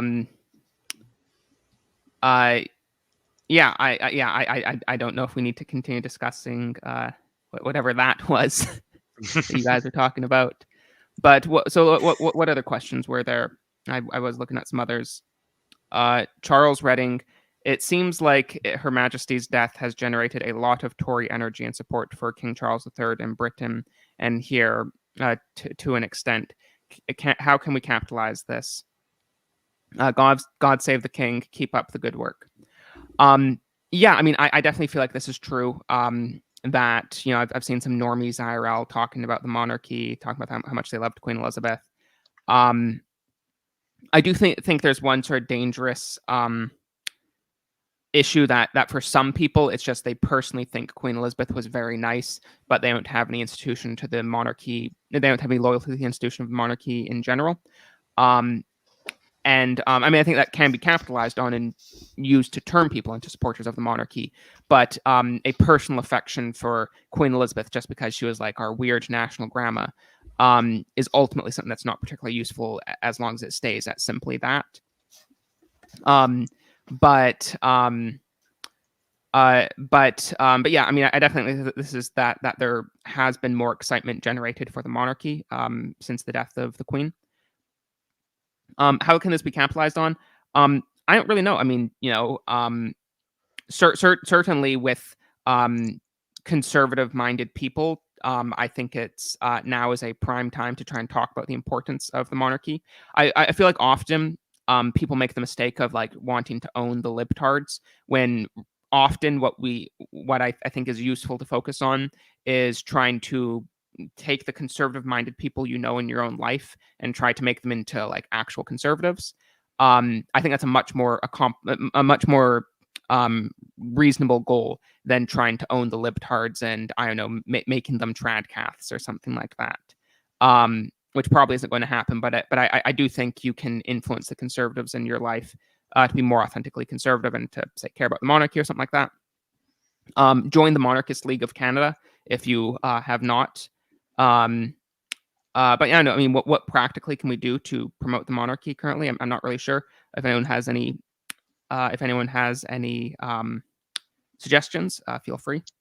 Just talk to people you know about it, because nobody that you know, especially if you live in Canada, has any idea. No, not a single person I've ever spoken to has basically any idea about the monarchy whatsoever. I mean, I don't know if that's quite my experience. I mean, I think most people are pretty ambivalent about it, but I wouldn't say that no one. I mean, it might be only here in BC, but like I think I've met, out of probably a dozen people I've discussed this with, 2 of them knew we had a monarchy. Yeah, no, I mean that's absolutely no definitely not clue. my experience. Okay. I mean, most Canadians, at least, you know, most people that aren't recent immigrants, I find are at least aware of it, and even perhaps recent immigrants should know, since they have to take an oath of loyalty. Yeah, well. Yeah, sorry, Thomas. We don't all live in Gomorrah. But yes, what other questions are there? I actually want to address one of Cernunos' questions. Cernunos? I don't know how to pronounce that. So, what about the American nations theory that the U.S. is more like 10 different unique nations? So, we actually, yes, I think is my response. I would conceive America similarly, albeit it has a different kind of unifying principle than Canada. But both kind of manifestations of Western civilization upon North America are collections of multiple nations. And I've gone so far as to argue the Maritimes and Newfoundland are their own nations within Canada, and probably should receive similar recognition to, say, the Métis or the Québécois. I think that maritime culture is distinct, probably not as distinct as Newfoundland culture, but it still is very clear and existent. I'm sure Cape Breton would disagree and demand their own recognition, and you can kind of go on that forever. But I certainly do think that there are groups of people in Canada with, yeah, Albie & Seed is actually a really good book. I've had it recommended many times. But I would say there are many people in Canada that are uniquely rooted to their geography, with their own unique history and linguistic tradition and dialects, so on and so forth, that would constitute at least some variety of nation, in my opinion. And there's many such cases within not only America, which would be groups like the Appalachians, the various native groups that aren't, I don't know if they're necessarily the same as they are in Canada, because Canada has closer partnership and kind of gives them more unique privileges. But even in the States, they have their own rights on their reserves. But you have like the Cajuns and the Appalachians that I would say have their own linguistic traditions and history. In Canada, you have like the Métis, the Pléons, the Acadiens, the Québécois, so on and so forth. Obviously, Anglo-Canada, like Ontario westward, would qualify as a nation in my opinion, but there is fairly decent cultural and regional differences. I would say that those differences are less pronounced than the differences between Ontario and West and the Maritimes. Don't mean to offend you all with this. Okay. Yes, he said, do you guys think that a provincial political movement is the way to go? Like a Christian Tory movement in Sask could be successful, like return of the CCF, but more socially conservative. I mean, I don't think the CCF was ever socially conservative at all. I don't know. I see a lot of revisionist history about labor social conservatism in both the UK and Canada. Claiming that like old school labor was like super socially conservative. I mean, yeah, like obviously Tommy Douglas held views that would put him on the far right of Canadian politics today. But that's just because that's the way progress goes. That's not his views on social issues were all what would have been considered very left wing by the standards of his day. He wasn't he wasn't particularly socially conservative with anything, as far as I know. But no, I mean, I know what you're saying. And I mean, he said in a follow-up that I don't mean to offend you with this with the CCF stuff.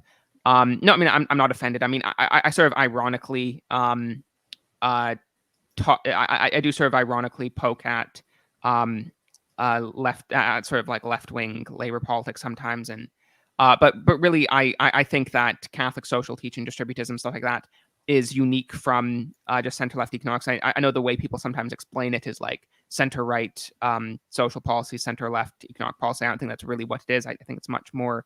I think it's unique compared to that. I think that's really what distributism or Catholic social teaching is. With that said, though, I mean, I guess the interesting question here is if we did have a province like Alberta or Saskatchewan that did sort of deviate from conservative orthodoxy, that had a conservative government, but implemented some of the things that we're speaking of, do we think that could have a strong influence on the conservative movement in the rest of Canada? I think that's basically what he's trying to get at. It would have to be like a FLQ, not an FLQ, like a Bloc Québécois type deal where they actually have almost complete capture of the province at a federal level for them to have any kind of impact. If they just vote split, it would just be annoying. It wouldn't achieve much. It might force the Conservatives in that province to move slightly to the right to get their votes back. Maybe we saw this happen in some of the PPC ridings, but unless it was meaningfully like BQ level federal representation for the province, I don't think it would be as salient. I think Alberta can actually get there. Like if you had the federal Wild Rose or something, that'd be pretty interesting. But it would totally gut the Canadian Conservatives at the federal level. But would actually be interesting. I'm still very surprised that Alberta hasn't like used the notwithstanding clause to like enact firearm laws or whatever else it wanted to enact within their province, considering how theoretically conservative they are. But we'll have to see. I mean, he clarified the federal party. I mean, like, provincial parties are useful and you should be involved in your local politics. Is that going to enact federal change? No, because despite how Canada is structured, which is fairly decentralized in theory, like the notwithstanding clause is an insanely powerful tool. There's so much you can do with it, just no one does anything with it. And the fact that you can have interprovincial trade barriers, which is legitimately like an insane power to have, they're not really used very well. And I think that the provincial powers are generally very deferential and not really willing to go to bat against the federal government, because the federal government has so much coercive power now, and power in Canada is so centralized. So I think that if you really wanted to achieve like large scale political change countrywide, you would need to go federal. if you just wanted to improve your personal province, I think provincial is a great way to go, and there's certainly a shot to be had there.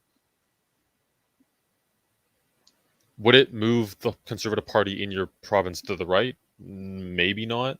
Again, there's a pretty big disconnect between the Ontario federal and provincial parties, despite having similar names. So I think that kind of speaks for itself.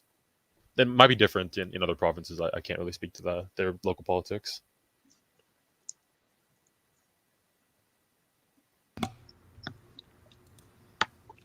Can someone explain the Quebec, like the party? What's going on with that? Why is that? With the Bloc Québécois? Is it literally like just the SMP of Canada? Well, I think it's better than the SNP. The SNP is really bad. The BQ is Yeah, just... I mean, I would say the Bloc actually does aggressively defend Quebecois culture. I don't think the SNP does at all. They just defend progressivism in Scotland.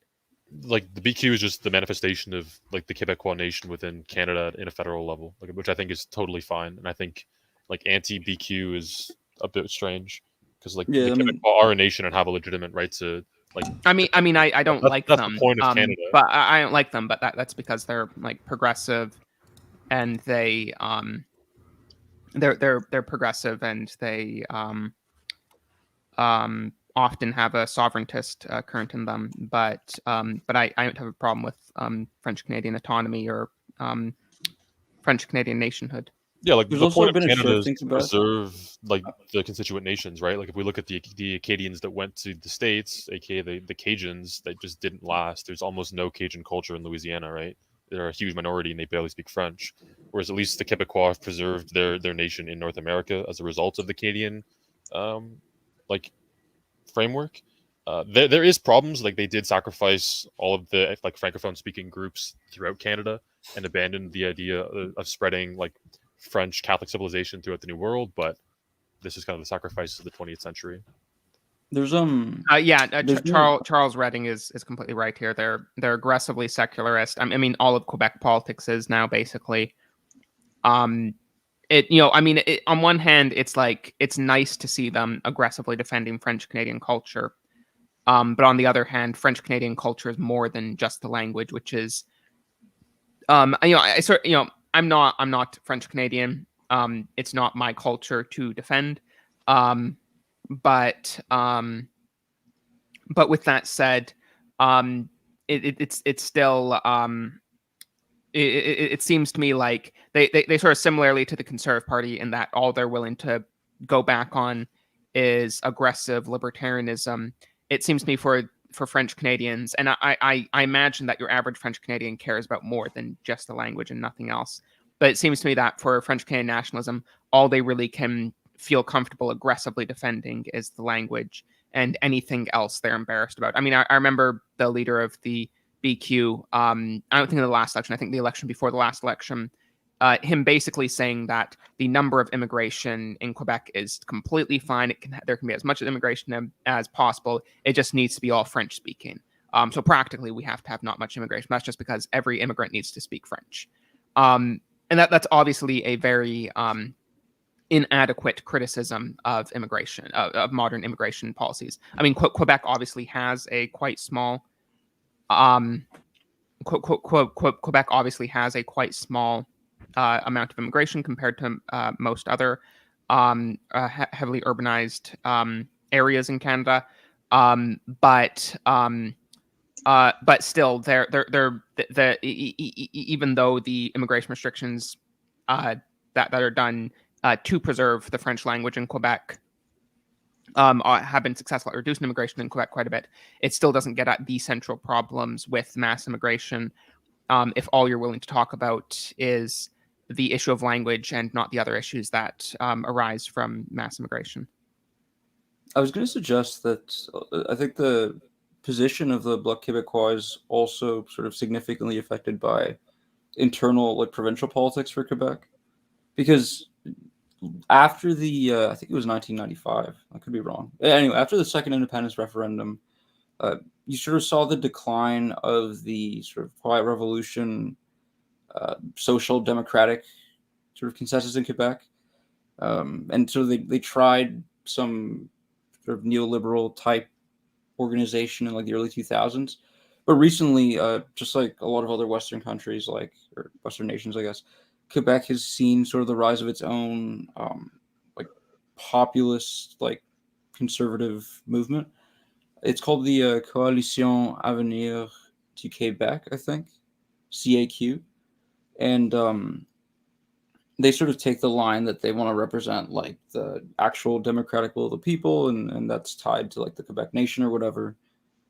And so, they oppose immigration in a limited way, like they want to reduce it only somewhat. They want to enforce secularism, but that's also involved them sort of banning like religious headwear, which I think in practice essentially bans public servants from wearing like turbans and burqas and this kind of thing.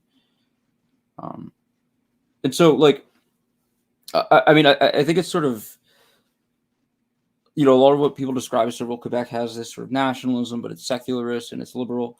It's also a reflection of the sort of development that Quebec's own culture war has taken and the type of rhetoric and sort of polemical positions that the right-wing side provincially has taken.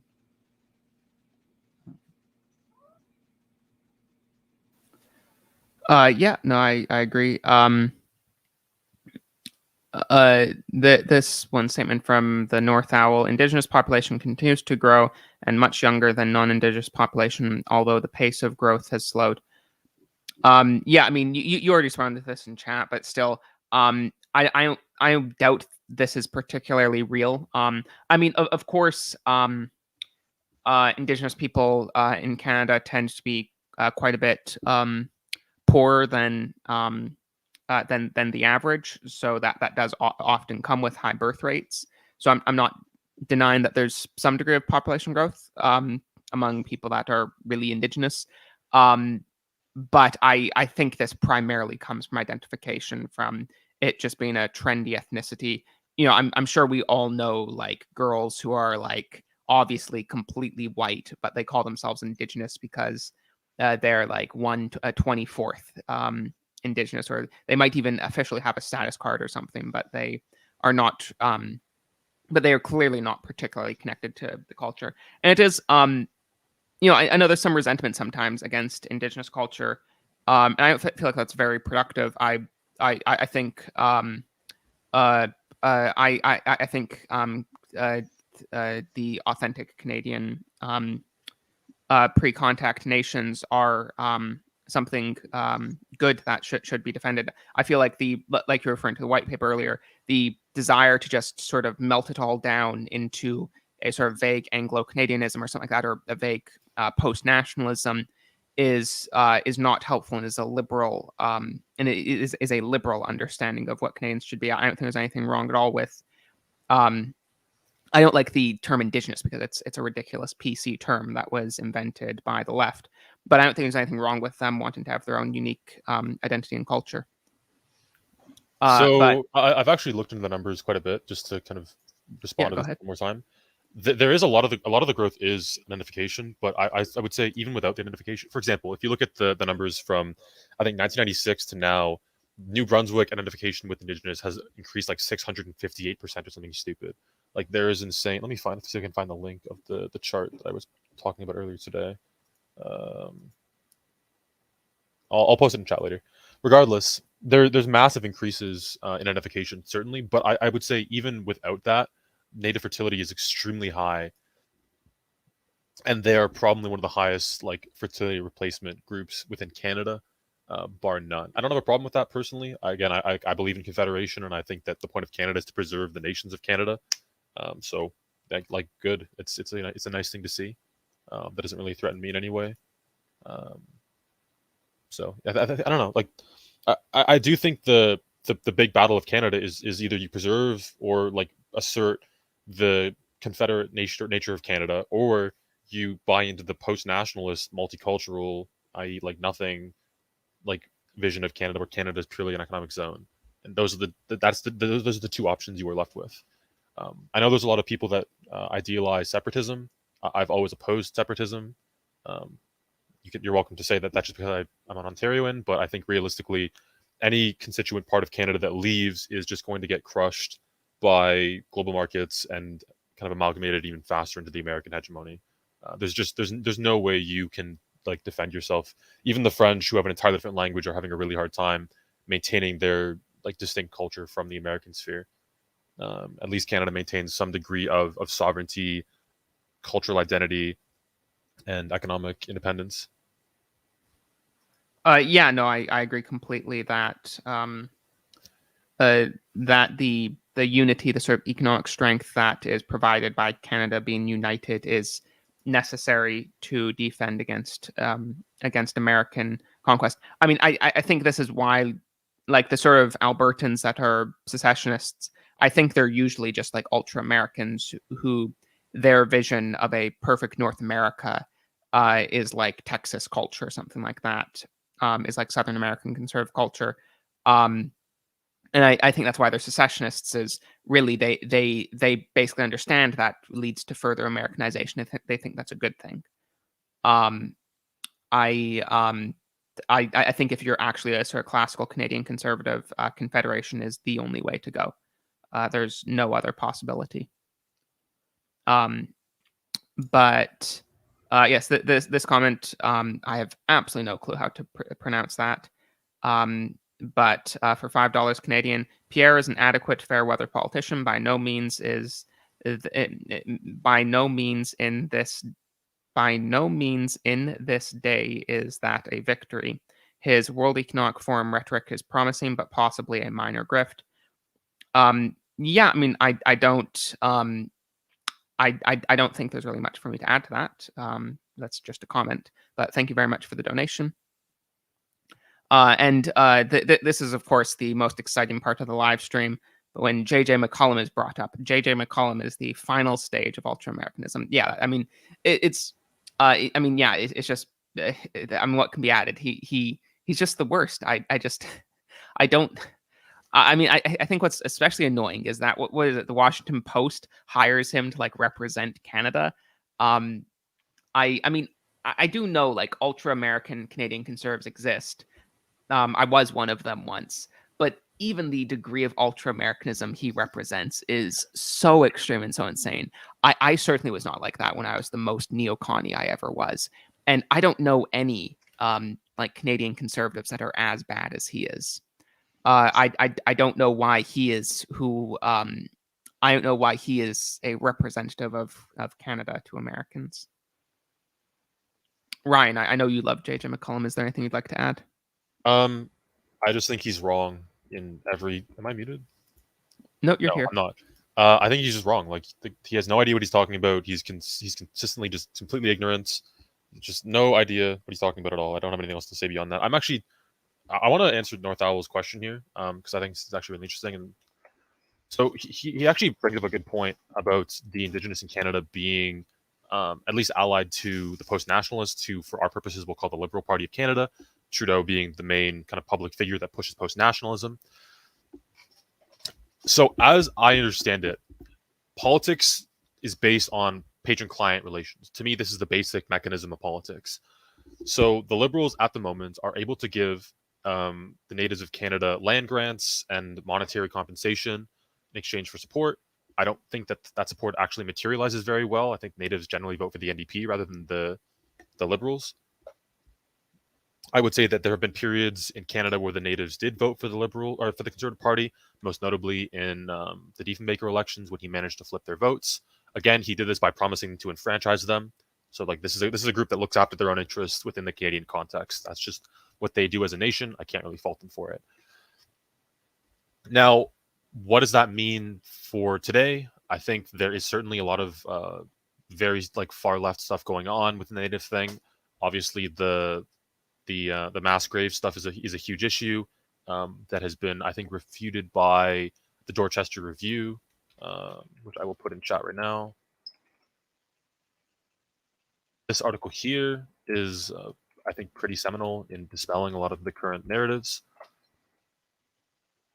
But either way, I do think that it's a fundamentally material relationship, and there's not the same loyalty that you would have with, say, various kind of ethnic populations in Toronto. For example, immigrants overwhelmingly vote for the Liberal Party rather than the NDP. Jagmeet Singh amongst the Indian community of Canada has a lot of popularity, but because they don't think he can win, they still vote Liberal, so on and so forth, right? These relationships are, in my opinion, based upon material exchanges where they're just maximizing their perceived self-interest. Would be how I would put it. I think the natives can be appealed to from a right perspective. They are very anti-immigration, but they probably won't be because there's been a concerted effort within the Conservative Party, dominated by the West, obviously, to alienate the Quebecois and alienate natives from the Conservative Party. These groups used to be part of the Canadian coalition. For example, you had huge right-wing patronage networks within, for example, Montreal that were francophone. These were not, like, even when the Anglos were in Montreal, you had French-speaking conservatives that had their whole patronage network. After, and this is why I argue about the Borden thing in 1917, after World War I, when Borden did the Conscription Act, alienated the Quebecois, he cut off the French conservatives at the knees, and Quebec has been generally liberal since then, with the exception of the Northeast, which borders the Maritimes. So, yeah, there are significant problems, and I definitely think it's not great that the natives have the two-spirit thing going on, but they're using the institutions that are available to further their interests, secure land and resources for their groups. So I think that's just kind of how things go. Yeah, no, I mean that this is a sort of classic sort of left-wing civil rights narrative that they use minority groups to further their ends, even if it conflicts with the beliefs of minority groups. I mean, I don't think your average native on reserve is particularly into the two-spirit stuff. But yeah, no,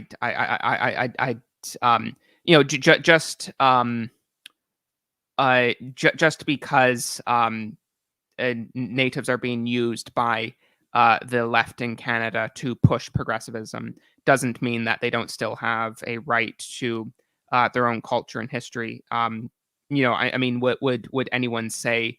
I mean, if you were to say that, then you might as well just say, well, no one in the West has a right to their culture and history because it's clear that the West is the most liberal. So we might as well all become like African. Like African nationalists or something like that, because Africa is more socially conservative than Europe. I think we still recognize that, like, it doesn't matter how liberal the West has become. There's still good things in the West that we want to preserve. And similarly for natives, if I was a native, I would still want to preserve native culture and identity, and it wouldn't matter how much natives are being used by progressives. But I mean, we've been going for over 2 hours now. Are we ready to wrap this up, or does anyone have any final thoughts? Or yeah, I think that's I think we'll just wrap it up.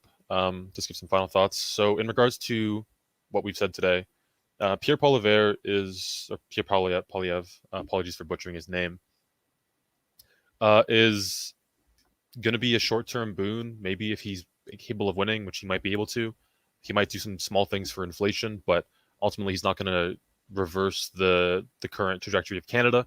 His a priorities, his assumptions are all liberal. This goes back to the fact that the Conservative Party of Canada is within the liberal framework. They're not meaningfully right-wing. They don't believe in hierarchy. They don't believe in stability, order, any of these things beyond the capacity which those innately manifest in their base. They're mostly interested in maximizing license, the pursuit of hedonism to a degree. Their conception of freedom is very different than the classic Anglo-Saxon conception of liberty, which we see from the Magna Carta onwards. It's always appealed to. Canada, I think, generally going forward, is going to have to struggle and actually fight for its political future. I don't think the Confederation is going to die because there's not really any existential threats that threaten Canada. Canada's within the American sphere, and while America is declining, I don't think that it's going to decline faster than China or Russia are declining, both of whom have pretty serious demographic problems internally. So Canada will limp on, but Canadian culture and the legacy of the loyalists and the other nations that founded this country will continue to kind of be erased, and at least I believe that is a bad thing.